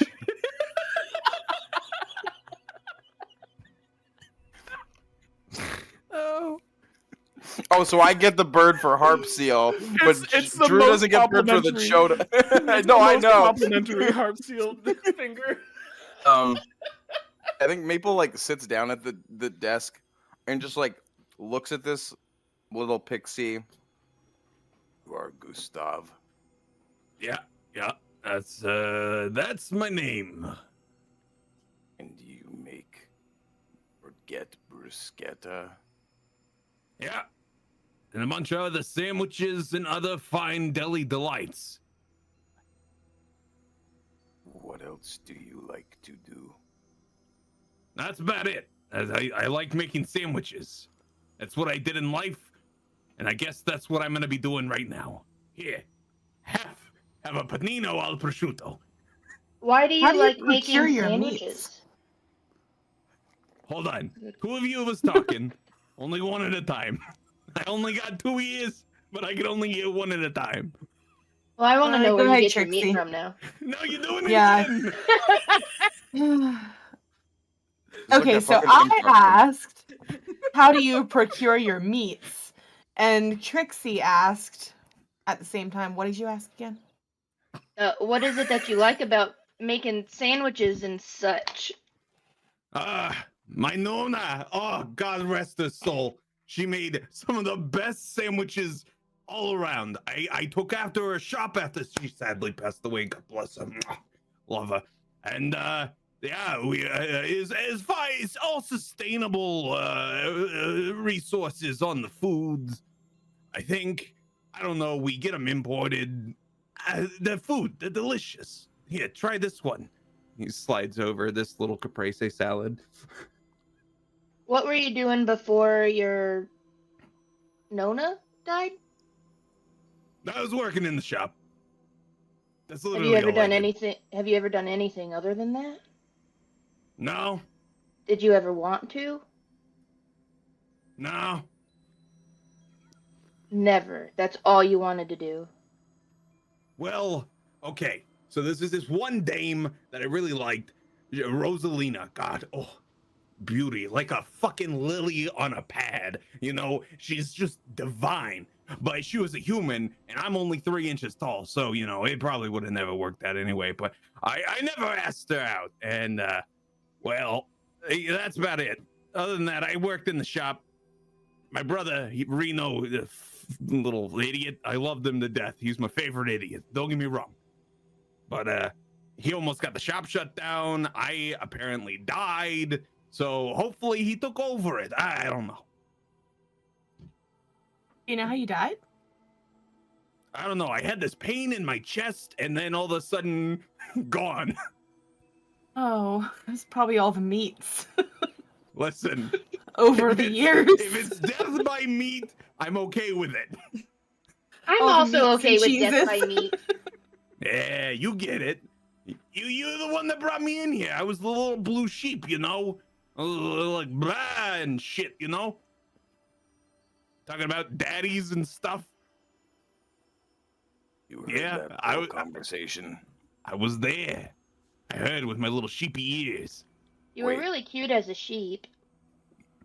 I think I'm rather cute now, but you know, I guess when I've got more fur on Good. my arms. For a chode of a pixie, you're pretty cute, I guess. That's a term The that's, I sentence. assume, used with affection. Nothing So- wrong with that. Nothing Oh, wrong with what? what? Nothing wrong with what, Trixie?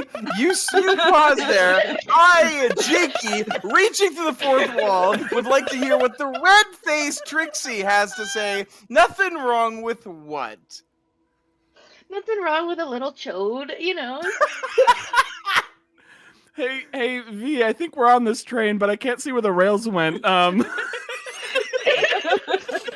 I'm gonna be If completely we're over honest. here, who's driving this thing? was driving. Look, I knew it was gonna be a risk letting Drew just fucking freewheel. This is delightful. Oh my god.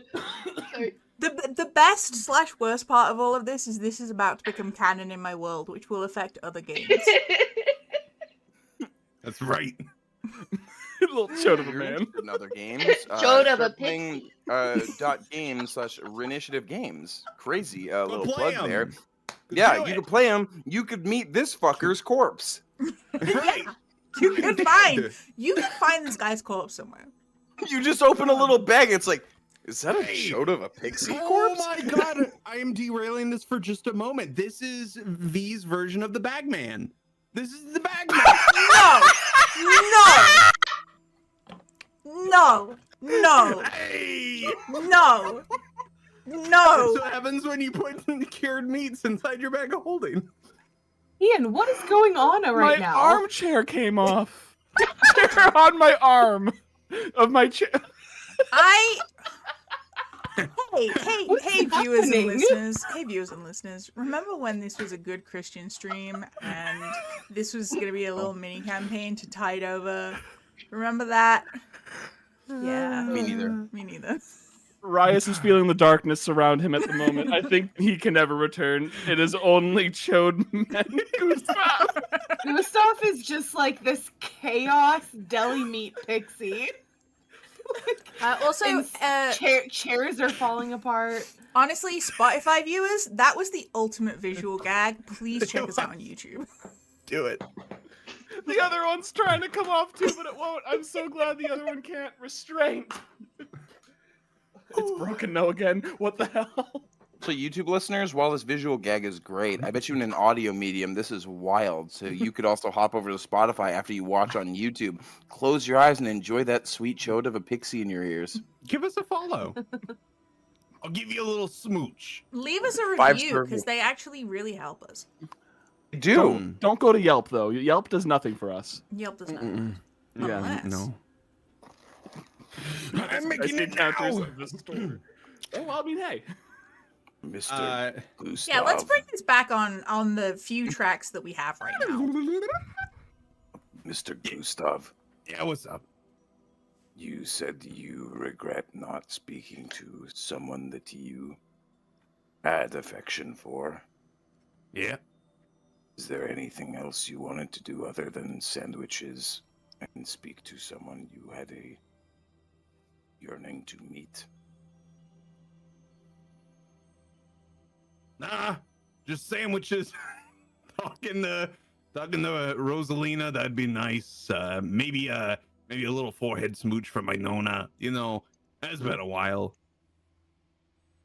I lived a good life. I have a question for you, Gustav. Yeah, what's up? Could you just, in description only, build us the perfect sandwich? Whoa, settle down. All right, I got you. I got you. All right, you ready? This is just for the Spotify listeners. All right. You got to get your focaccia bread, all right? Beautiful, the little dimples on top, just like these little dimples on my face and probably my ass. So you got to get this focaccia. You got to slice it in half, right? Now, second thing, you got to get a cast iron pan. Very important, it's cast iron. Now, it's a little bit harder for me as a Fey person touching iron, but when it's hot iron's all right. Anyways, I'm detracting from the story. So, focaccia bread. Get a little drizzle of some olive oil on there, yeah. Okay? And then you plop it into the pan. Once you get it in that pan, you get it all nice and toasty and crisp. It's like the perfect. And then you gotta take a knife after you take it off that pan, you gotta scrape it on there and listen to all that good crispy sounds of all that bread. Because it's perfect. All right. I'm adding ambience to this. Danny DeVito explains the sandwich story. Perfect, thank you. Next, you gotta get your meats. That's really important. You pick the right meats. So, if you go to certain parts of areas, they're gonna look at you and say, "What's this sandwich?" They're gonna put some ham on it, some lettuce and tomato. That is not a good sandwich, all right? That's nothing. Here's what you gotta do. You gotta get that capicola, or as some people call it, that gabagool, you know? You gotta take a little bit of that with you, a little bit of prosciutto, and then you gotta get a little mortadella in there, and then, the piece of resistance. You got to get the mozzarella. It's so good. Anyways, you put all those meats and that beautiful cheese on top, and then you get that arugula. Arugula is the important part here. It gives you that peppery taste on your sandwich, right? And then the last little bit. You ready? Are you ready? Get Yes. some capers. Get some capers on there. And then slap that focaccia bread on top. Fuck, that's a good sandwich. You'll see behind Gustav, a tree grows. It's a little stunted as trees grow, but you know, something's growing. I think it's a perfectly normal sized tree. Let's be honest. It's a chode of a tree. Look, hey, 1 in 3 trees as they grow have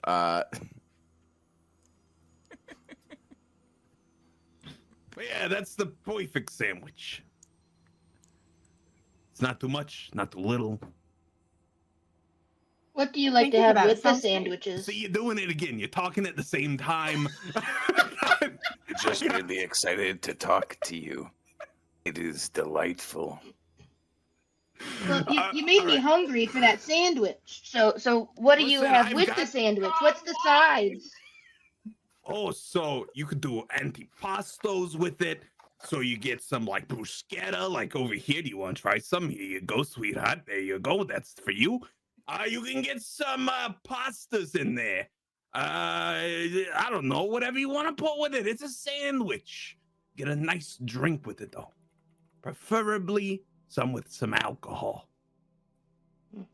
Maybe a nice wine. Who knows? Reds.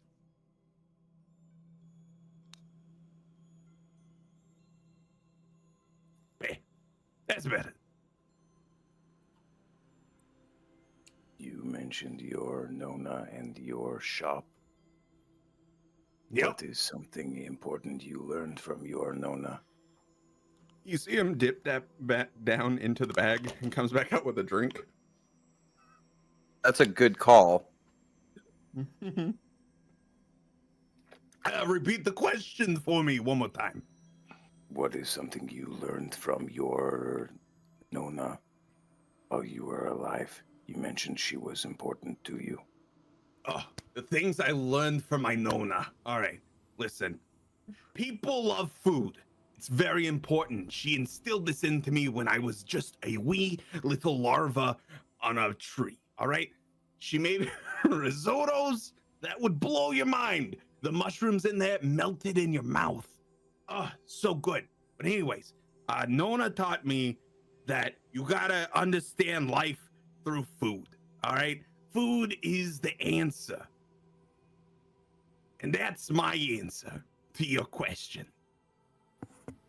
What, other than eating it, do you think food provides?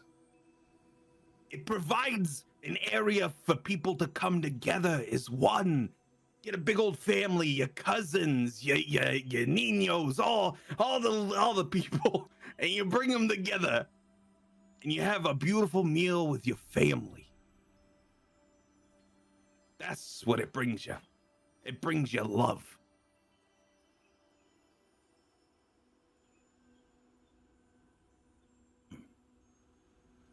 But you can't eat. No, but I can sit here at the table with each of you. All right. Hey, lady. Talking over to oh goodness, I can't remember her name. Erin. Hey, lady. She kind of looks up just that. Yes? Would you be able to let my friend experience food for just one time? Just once. Personally, I'm not really in charge of that. Unless. Okay, well, Wait, unless. Maple. Yes. Would you consider your lack of ability to eat and taste a loss?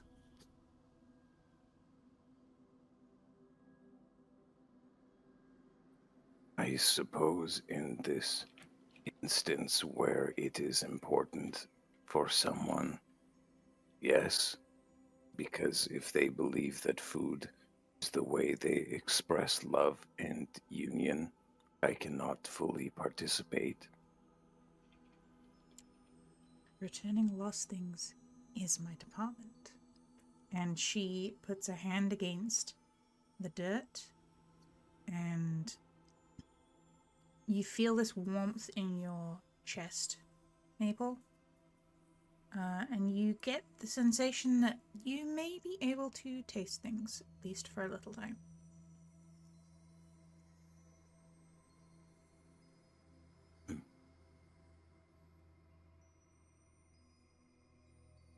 What would you like me to try? okay.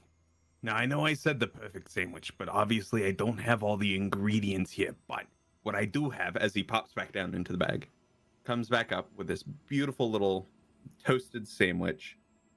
All it has is prosciutto inside. He says, it's so simple, but so divine. Give it a try. And he pushes this giant, compared to himself, giant sandwich towards your direction. For you, it'd probably be like a little slider. Before I eat this, why is it important to you that I taste this? Because it's a sense everybody's got to experience once. You know, everybody gets to eat. But you've never. How long have you been alive or dead? I don't know what you are. 1,800 years. In 1,800 years, you have never had a single little crumpet of food. No. My God. Eat the sandwich, please. Please.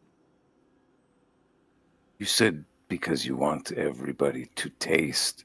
That does not tell me really why it is important to you. Listen, why do people look at the night sky and look at the stars? Why do people go skinny dipping in the lake? Like, everybody's got to experience something. And for you, my friend, I believe this sandwich is your answer. Once you try it, you're going to be like, holy shit, I've been missing out on so many things. I would love a strawberry. I would love some mousse. I would love all these things that I have never once tried before in my life. You are getting to experience something new. Maple kind of nods,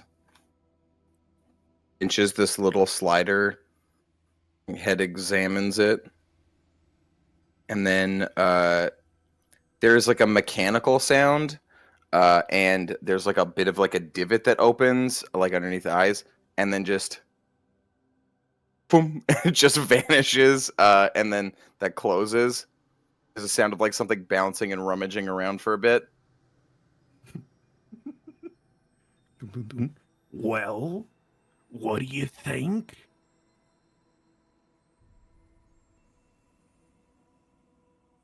This was nice to experience something new. You are very good at what you do. I'll take it. I'll take that as a win. Usually people are like, oh my God, that was amazing. But you know what? I'll take it. I'll take that as a win. I have a lacking array of emotional capabilities. Hey, maybe that's Consider something we that could my- work oh on my next. God. We got a friend here to be able to taste food. Maybe emotions the next. All right. Sorry. That's another thing you gotta experience in life. Emotions, like happiness, sadness. You know, you gotta experience those too. Like, hear me out. I was really sad when Nana died. And then, you know, when I never wanted to talk to Rosalina. Oh, guilt. You know what I mean? Like, and then as I'm having my death and I feel my heart stop beating. Granted, as the blue-haired one said earlier, it might have been too much meats. But you know what? I realized in that moment that I didn't live up to my true potential of living life to the fullest. And I could have, but maybe not. Tree begins to grow behind. Keep going. What could you have done? Franchises. That's what I'm talking about. We could have franchised the entire shop. I've got cousins and brothers and sisters. We could have had a monopoly over the land. It would have been perfect. Hey, that you get more community violence in that regard, where it becomes into turf wars. Because I mean, I feel like I've had this. What was it? You said it was bruschetta before. I always read it as bruschetta, and I think that's it's more wrong. Look Yeah, at the C and the H in there. yeah, It's chair. cheddar. Yeah, it looks like chair. It's not. You're not sitting on a chair. You're sitting on a chair. You're in a bag, but I mean that's a different thing. Now, Yeah. this isn't more of a question about like why you're here. Were you at the deli that was kind of like a 10-minute walk from the southern side of the pier down in Farhull? Was that where you're from? Is that where you had the shit? You've been near there? Oh, Holy man. shit! It's a small world. gosh. It really is. This is hilarious. I knew I tasted the same. It's like the outer seasoning from when you slice. Oh my! This brings me back home, and I was just home maybe like I don't know. It feels like it was 8 hours. It felt like it was like maybe like 35 minutes ago. I don't know.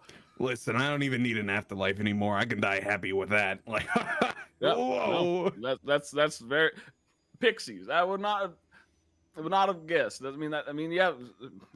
I'm family for last for pixies. words. We got out of the Feywild. There was some dickhead archfey over there. He was trying to kill people, and we got out of the Feywild, and so then we got back. That's what I wrote down, and I will read it for the crowd who is listening. Send them to the same village as Archfey Fred.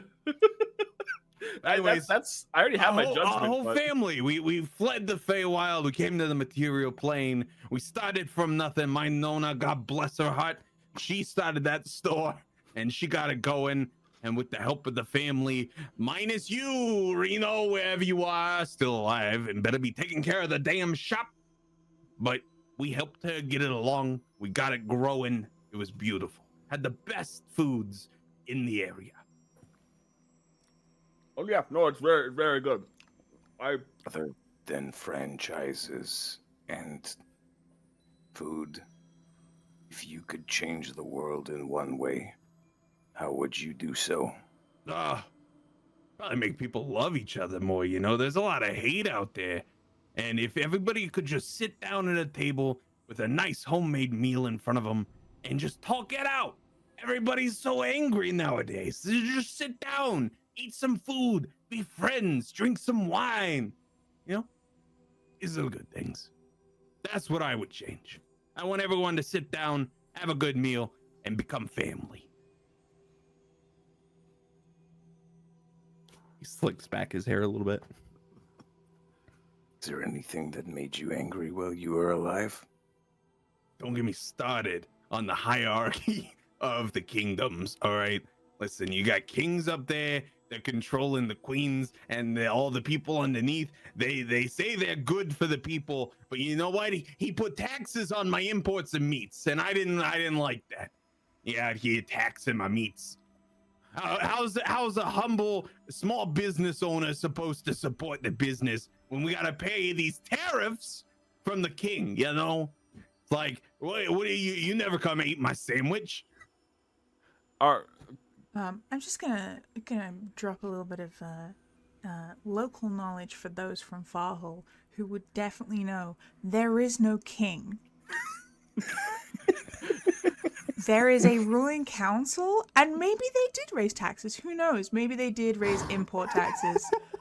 But there's no king. I love the idea. So I might stress, though, that I believe this gentleman who lives there just said there was a king, and I am more inclined to trust him more than God. Honestly, I love the idea that he is steadfast in his belief that there is one single person responsible for the fact that his import taxes went up, and therefore it must be a king.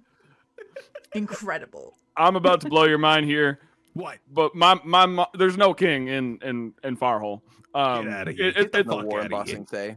There's no war in Bossing Say. There's no king of Farhall.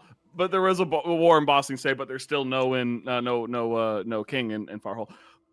See, it's more of it's a commissionary. It's a board there, and there's members of it. My mother included. She's actually the chairwoman of she oversees trade, commerce, and all that. So, I mean, I'm a voice that can speak directly to her. But I don't think I've ever seen you or any other pixies at any of the meetings. They're public. We're too small. We might get trampled at the meetings. She's a dragonborn. She knows discrimination. Here's the thing. Now, you could have went up there. She would have seen the little people, and that's not supposed to be a pun, but here it is. Whether they be chode-like, whether they be anything, she hears and sees. So you had a chance, and it doesn't seem like, I don't know. I'm just going off what I've experienced, because I've been over to those council meetings, those open houses for them, and I can't remember seeing any pixies over in there. Listen, with small people, we don't want to get stepped on. But I will say this. I was going to talk some mad shit about the council after you told me the king doesn't exist. But now that I know your mom is part of the council and you determine the fate of my future afterlife, I will be slightly nicer. But I will also say this. When you go back, you tell your mother to lower the price of the tariffs on the meat, all right? It's too much. Absolutely. I had no idea about the plights on that side, and I will bring that word over to her for sure. That's not a problem. I appreciate it. Absolutely. That's all I can ask. Just cheaper meat. So it seems like it seems like you let your chode size hold you back a lot in life. Yeah, I'd have to agree with that a little bit. So what kind of were there other things that, like, if you had been bigger, that you would have wanted to do? Like, did you just resign your life to making sandwiches and, playing in the meats because you're small? No, we still would have done the meats and stuff, but let me tell you, I would have talked to Rosalina. I would have said, hey, how you doing? I would have made the most delicious sandwich that ever existed. Well, why couldn't you have done that? Lobster soul in there and shit. It'd be like everything. A bird from a window. We would put it in the sandwich. Well, I don't know about that, but why? But I mean, if your intention, even if you were bigger, was to woo her with love and your sandwiches, why didn't you just talk to her and give her a nice, tasty sandwich? Anyway. I just thought it would never work. I'm just a little guy. Did something happen in your life to make you feel like your size was a hindrance with pursuing things you want? Yeah, when I was a kid, I was bullied by gnomes. They said I was too small. They said I was too small. I can't get over this. Can I pick my door right now? Like my actual door? Not Maple's door, but my door. Because I think I know, and it's already here assembled around me. This is my greatest afterlife, but this is also my hell. Endless laughter, but also chodes are everywhere. So I'm on a regular 4chan thread or something. I'm gonna be completely honest.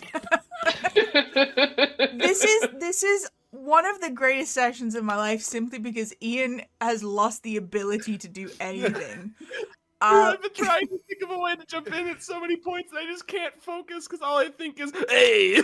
The Spotify listeners are gonna be like, man, Ian just bailed on the last half of the session. Like, damn. I really phoned it in. Yeah, right? But on the other hand, as a DM, this is my hell. It's just Chodes. Your world history being rewritten too. Rewritten? Hey, nice. There you Initiative games. Yeah, this is the time. But you know what? It's great. It's great. It's great. Keep going, you little chode of an Italian man. Like I was saying, I got bullied by the gnomes when I was a kid. They said I was just too small and that I'd never amount to anything. And you know what? I guess I kind of did. I made the best sandwiches in my area. We delivered them. It was delicious. People loved us. But franchises, though. What was the name of your shop? I think I missed that. Let me tell you what the name of my shop was. It was Nona Azalea's sandwich shop. That was it. Could you maybe spell that for me? Because I now have to write that into the fucking law document. All right, so it's N-O-N-A, that's Nona, and then it's AZELIASANDWICH SHOP. May I just say, the immersion here, as Rin the DM asked Drew to spell out the name of this sandwich shop, but Drew continued to do that in character, and I think that's just delightful. Don't give me inspirations. I'm only here for today. Any inspiration that That Drew wasn't the gets, I'm invitation, too. taking. You can also assign them to my chair if you'd like, but that's for visual watchers, not audio listeners. Yeah, any inspiration that Drew gets, I'm taking to use against Drew in Crimson Conquest.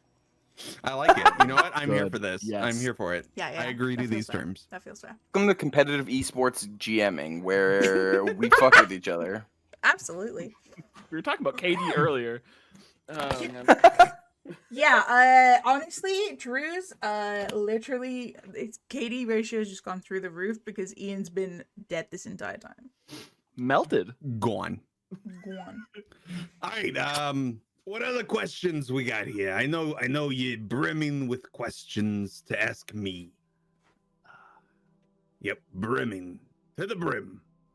Well, it's a bit tough. We're not trying to pick apart your ethics and morality.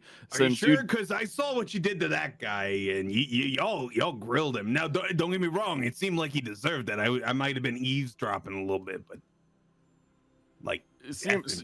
Well, you know, the vibes and situation are going to be different with everybody we interview today. So I feel we're not a asking you little- the same questions. God, feels like I'm getting interviewed for a job. Well, replace the word job and for put the word in for afterlife. There, you're getting interviewed for an afterlife. But even if it should be an afterlife, your syntax. These big This- words. If this was a job, what would you want us to know about you? Listen, I'm a great guy. I care about food. I care about the people I make the food for, and I care about my family. These are the four main parts of me. These are the walls that get built around me. It's family, food, fun, and food again. So you, other than like Rosalina, was there was never anybody else that caught your eye or anything? Like you never had a family of your own? Nope, never had a family of my own. Dedicated my entire life to the shop. You know, God rest his soul, Nana. I love you. But Rosalina, that was it. When I tell you, she was immaculate. When I described earlier, like a lily on a pad, like she was like the dew in the morning. She was just divine.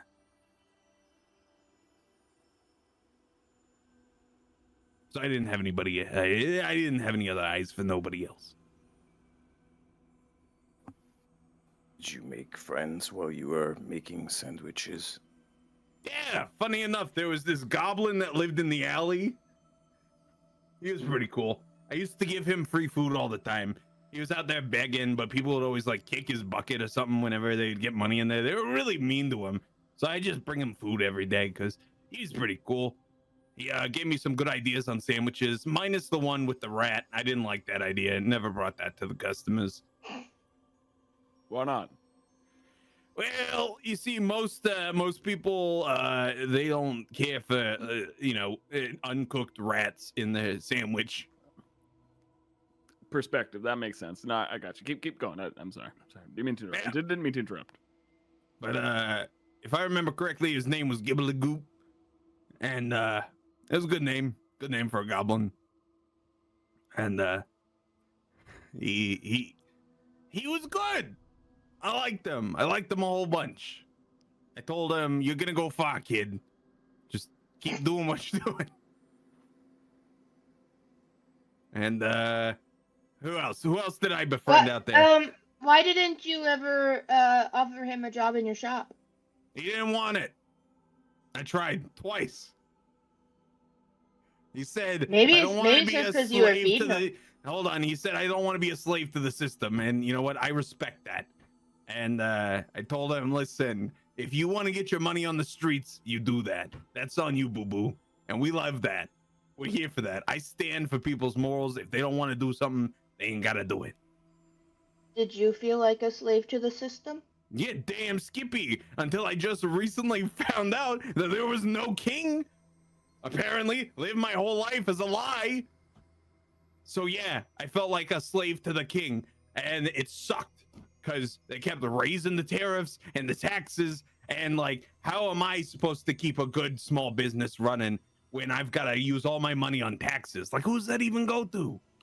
Wait a minute. Where were you importing your meats from, by the way? I don't know, somewhere far east. There's so many local But you don't farms. know? Listen, I didn't keep track of that. My cousin Vinny did. He was the one that ordered all the meats. I just prepared the food. I mean, but the shop was yours, right? So like you were sort of supposed to be in charge of everything, like the overseer. You know, like you were the king of the sandwich shop, right? Nah, I wouldn't say that by any means. We Well, were I a don't think so co-op. either. We were a co-op. Really, me and my 4 cousins, we came together to get the shop running. So I was in charge of making the meats, and making the sandwiches and the antipastos, and getting the wines all collected. Now I will say our wine came from the Feywild. All right, it was some good wine. But so you never questioned your cousin about, alternate sources for your meats to avoid all these taxes and tariffs? Nah, you see, what Guido had what we referred to as a big old wrinkly brain. All right, he did the accounting, he did the ordering, he did all that. I didn't have to worry about that. That was all on him. So you just trusted and took his word for everything that he did, and trusted that it was ethical and sustainable? Yeah, you gotta trust your family. Who else do you got in this life? Man. Wait, now you're all saying no? I wasn't supposed to trust my family? Not that, it's that earlier you claimed outright as a fact that your meat was ethical and sustainable, but now you're kind of backtracking and saying you didn't really know for sure. Your cousin just kind of handled all that. As this heated Gotcha. ethic debate starts up, another small, stunted, slightly greasy tree begins to grow. I see there's a single olive growing on this tree. What? Single one little olive. Hold on. Is it Kalamata? Those are my favorite. Actually, yeah, it is.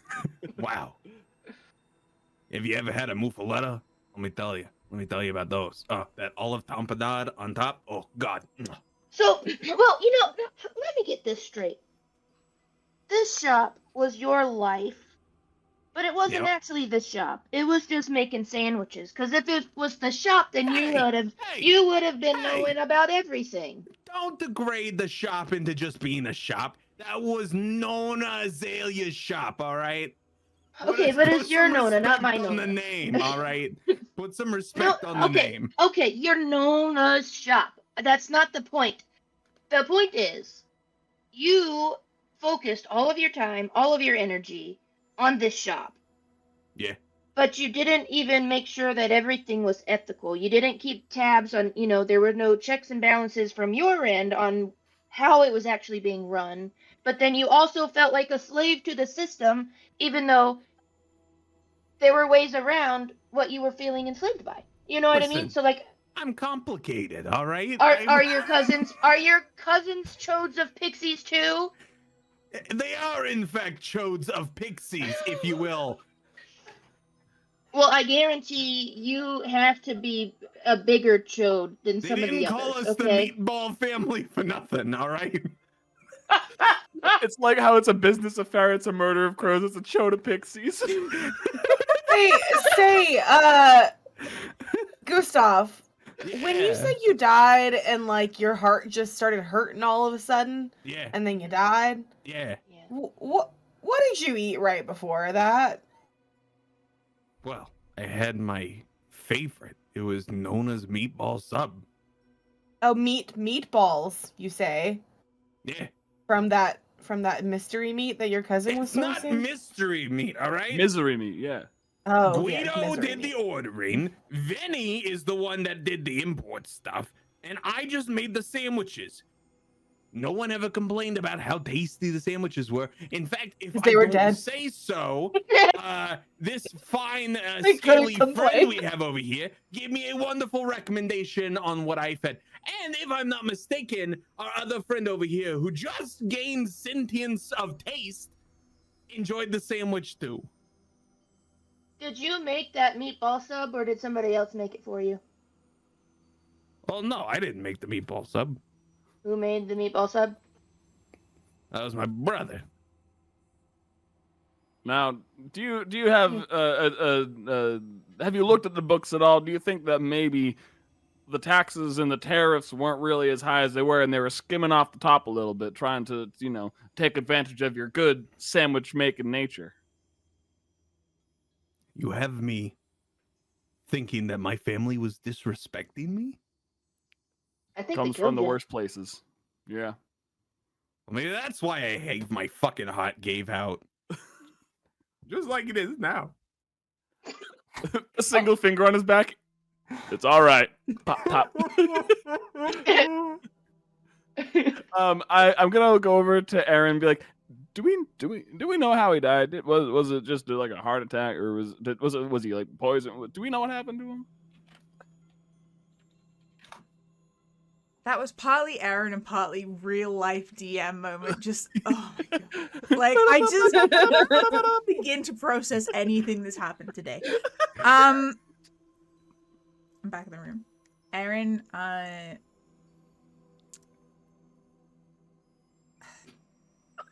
it wasn't the greatest meatball sub, apparently. The sheer amount of fat content in that meat is 100% the reason that his heart gave out. Oof. Sorry. I should be laughing over a heart attack. No, the fuck you shouldn't be. So was the meatballs? Do you know if those were from like a new supplier? Nah, the meatballs were locally sourced from cows.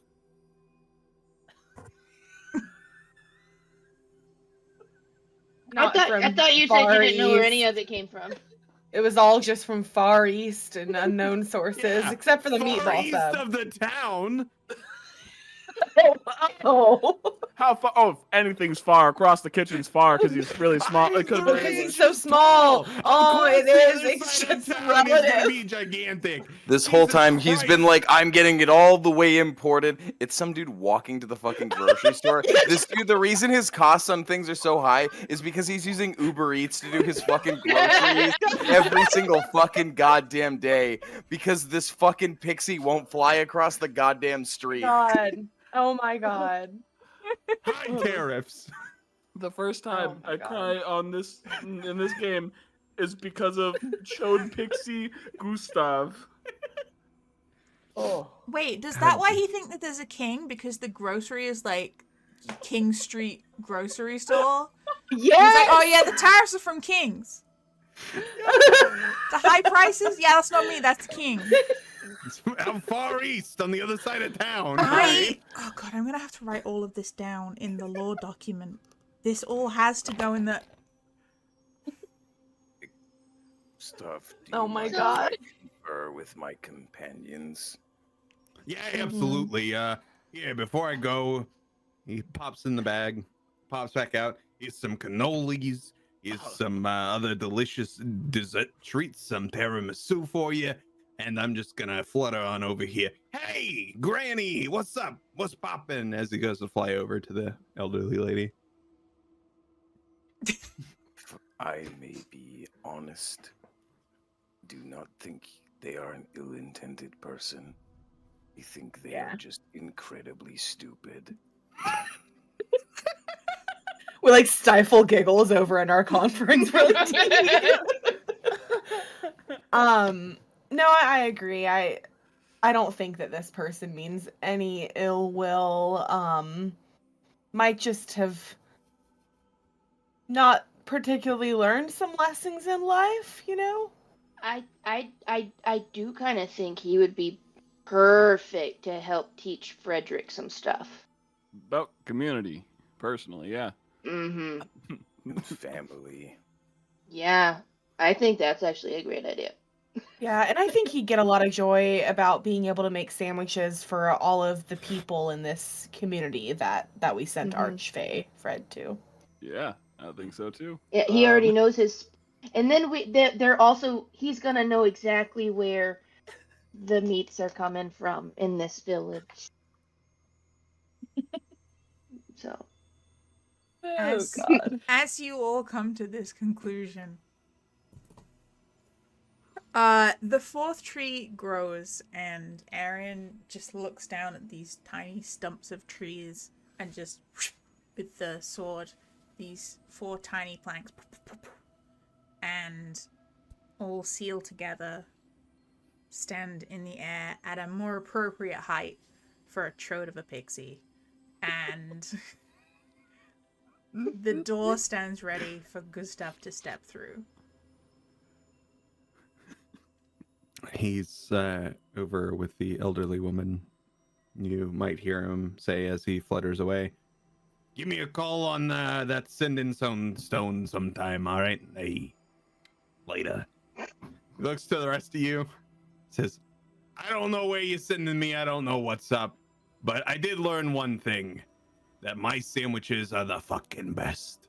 As he flitters over to the door, he's like, "Now someone help me with this doorknob because it's the same size as me." It's not. It's a pixie-sized it's door. appropriate. I was wrong. I feel like that has to be where the episode ends, but I can't dictate this.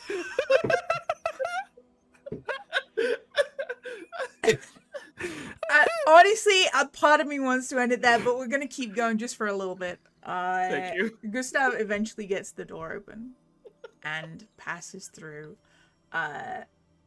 And I hope you find your sugar daddy. As the door shuts behind. delightful. My guy. as the- Maple opens the top and spits the sandwich out the second he's out of view.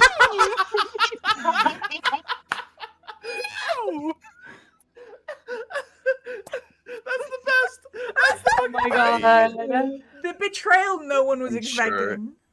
I'm sure his sandwich skills are very good. Tasting is one of the most awful sensations I have ever experienced. It felt like my body had little dots that were just touching things it shouldn't. Did not like that. Aaron, as much as you can give taste, can I be cursed Immediately, that hand I on could your never chest. happen again? Just Thank you. done. Well, this has been quite the experiment. I feel like you've all definitely earned a little break. If you want to retire to your room, and I will make sure these two find their way through their doors and take a little time to rest, contemplate if this is where you think you should be. There is no shame in thinking that this task is a little strange, to say the least.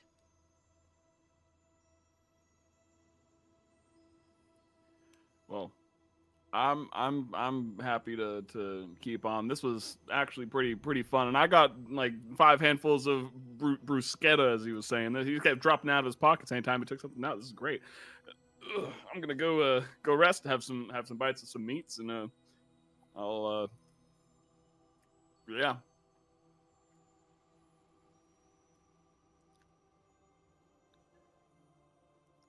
Yeah, I feel like I've learned a lot from this experience. I kind of think I am gonna go study the Feywild a bit more because that whole thing had me quite intrigued. I'm going to sit down.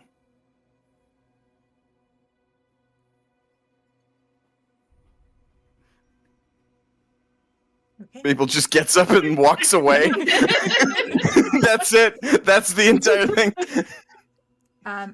As you all head off to rest, Aaron turns to the other two and says, "Now, let's figure this out together. And that's where we're going to end tonight's episode. I would like to thank the incredible Drew for absolutely taking any semblance of world lore that I had and just fucking throwing it out the window.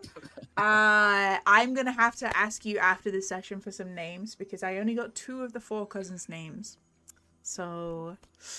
I got you. I have an Italian name generator on my computer right now. Yeah, Oh my God. Italian name generator. What? You're literally Italian, Drew. Yeah, the computer's up here. Zolabie. Gabagool, This is baby. the Italian gabagool. name generator.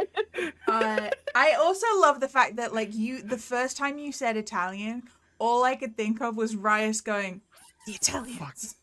Fuck the Italian. Yep, 100%. I was like, that's a callback. I wanted to reference it so bad. Hey, I wanna do a shout out. I wanna give a big thanks to our wonderful DMs over on Dicey Encounters TTRPG, Ren and Jen. You two are amazing, and thank you so much for bringing some wonderful stuff to the channel while I am out opening a storefront for the next month and a half. So y'all are great and wonderful, and I appreciate you both so much. Well, thanks. I'm sure Jen will also say thank you when she finds out.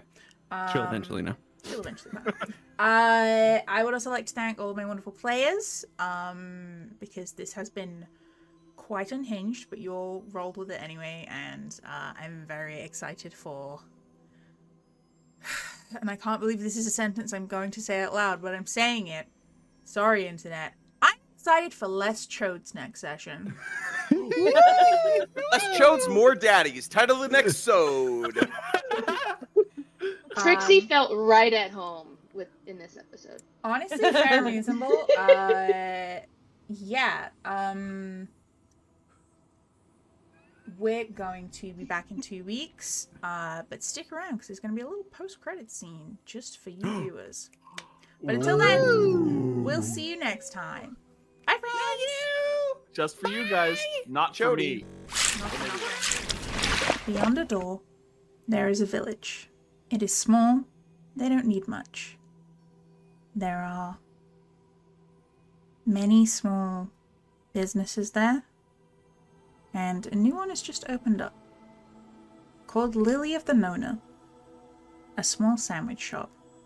Run by, quite frankly, a chode of a pixie. Inside this shop, with cousins still to arrive, Gustav has taken a new apprentice. And as Frederick works hard on making sure that the slices are even, the little bell above the door rings, and both him and Gustav look up to see their new customer. A young man walks in, looking surprised to see his father there. And as Frederick looks up, they both smile at each other. And Frederick says, I think I'm going to need to take my break now. We'll see you next time.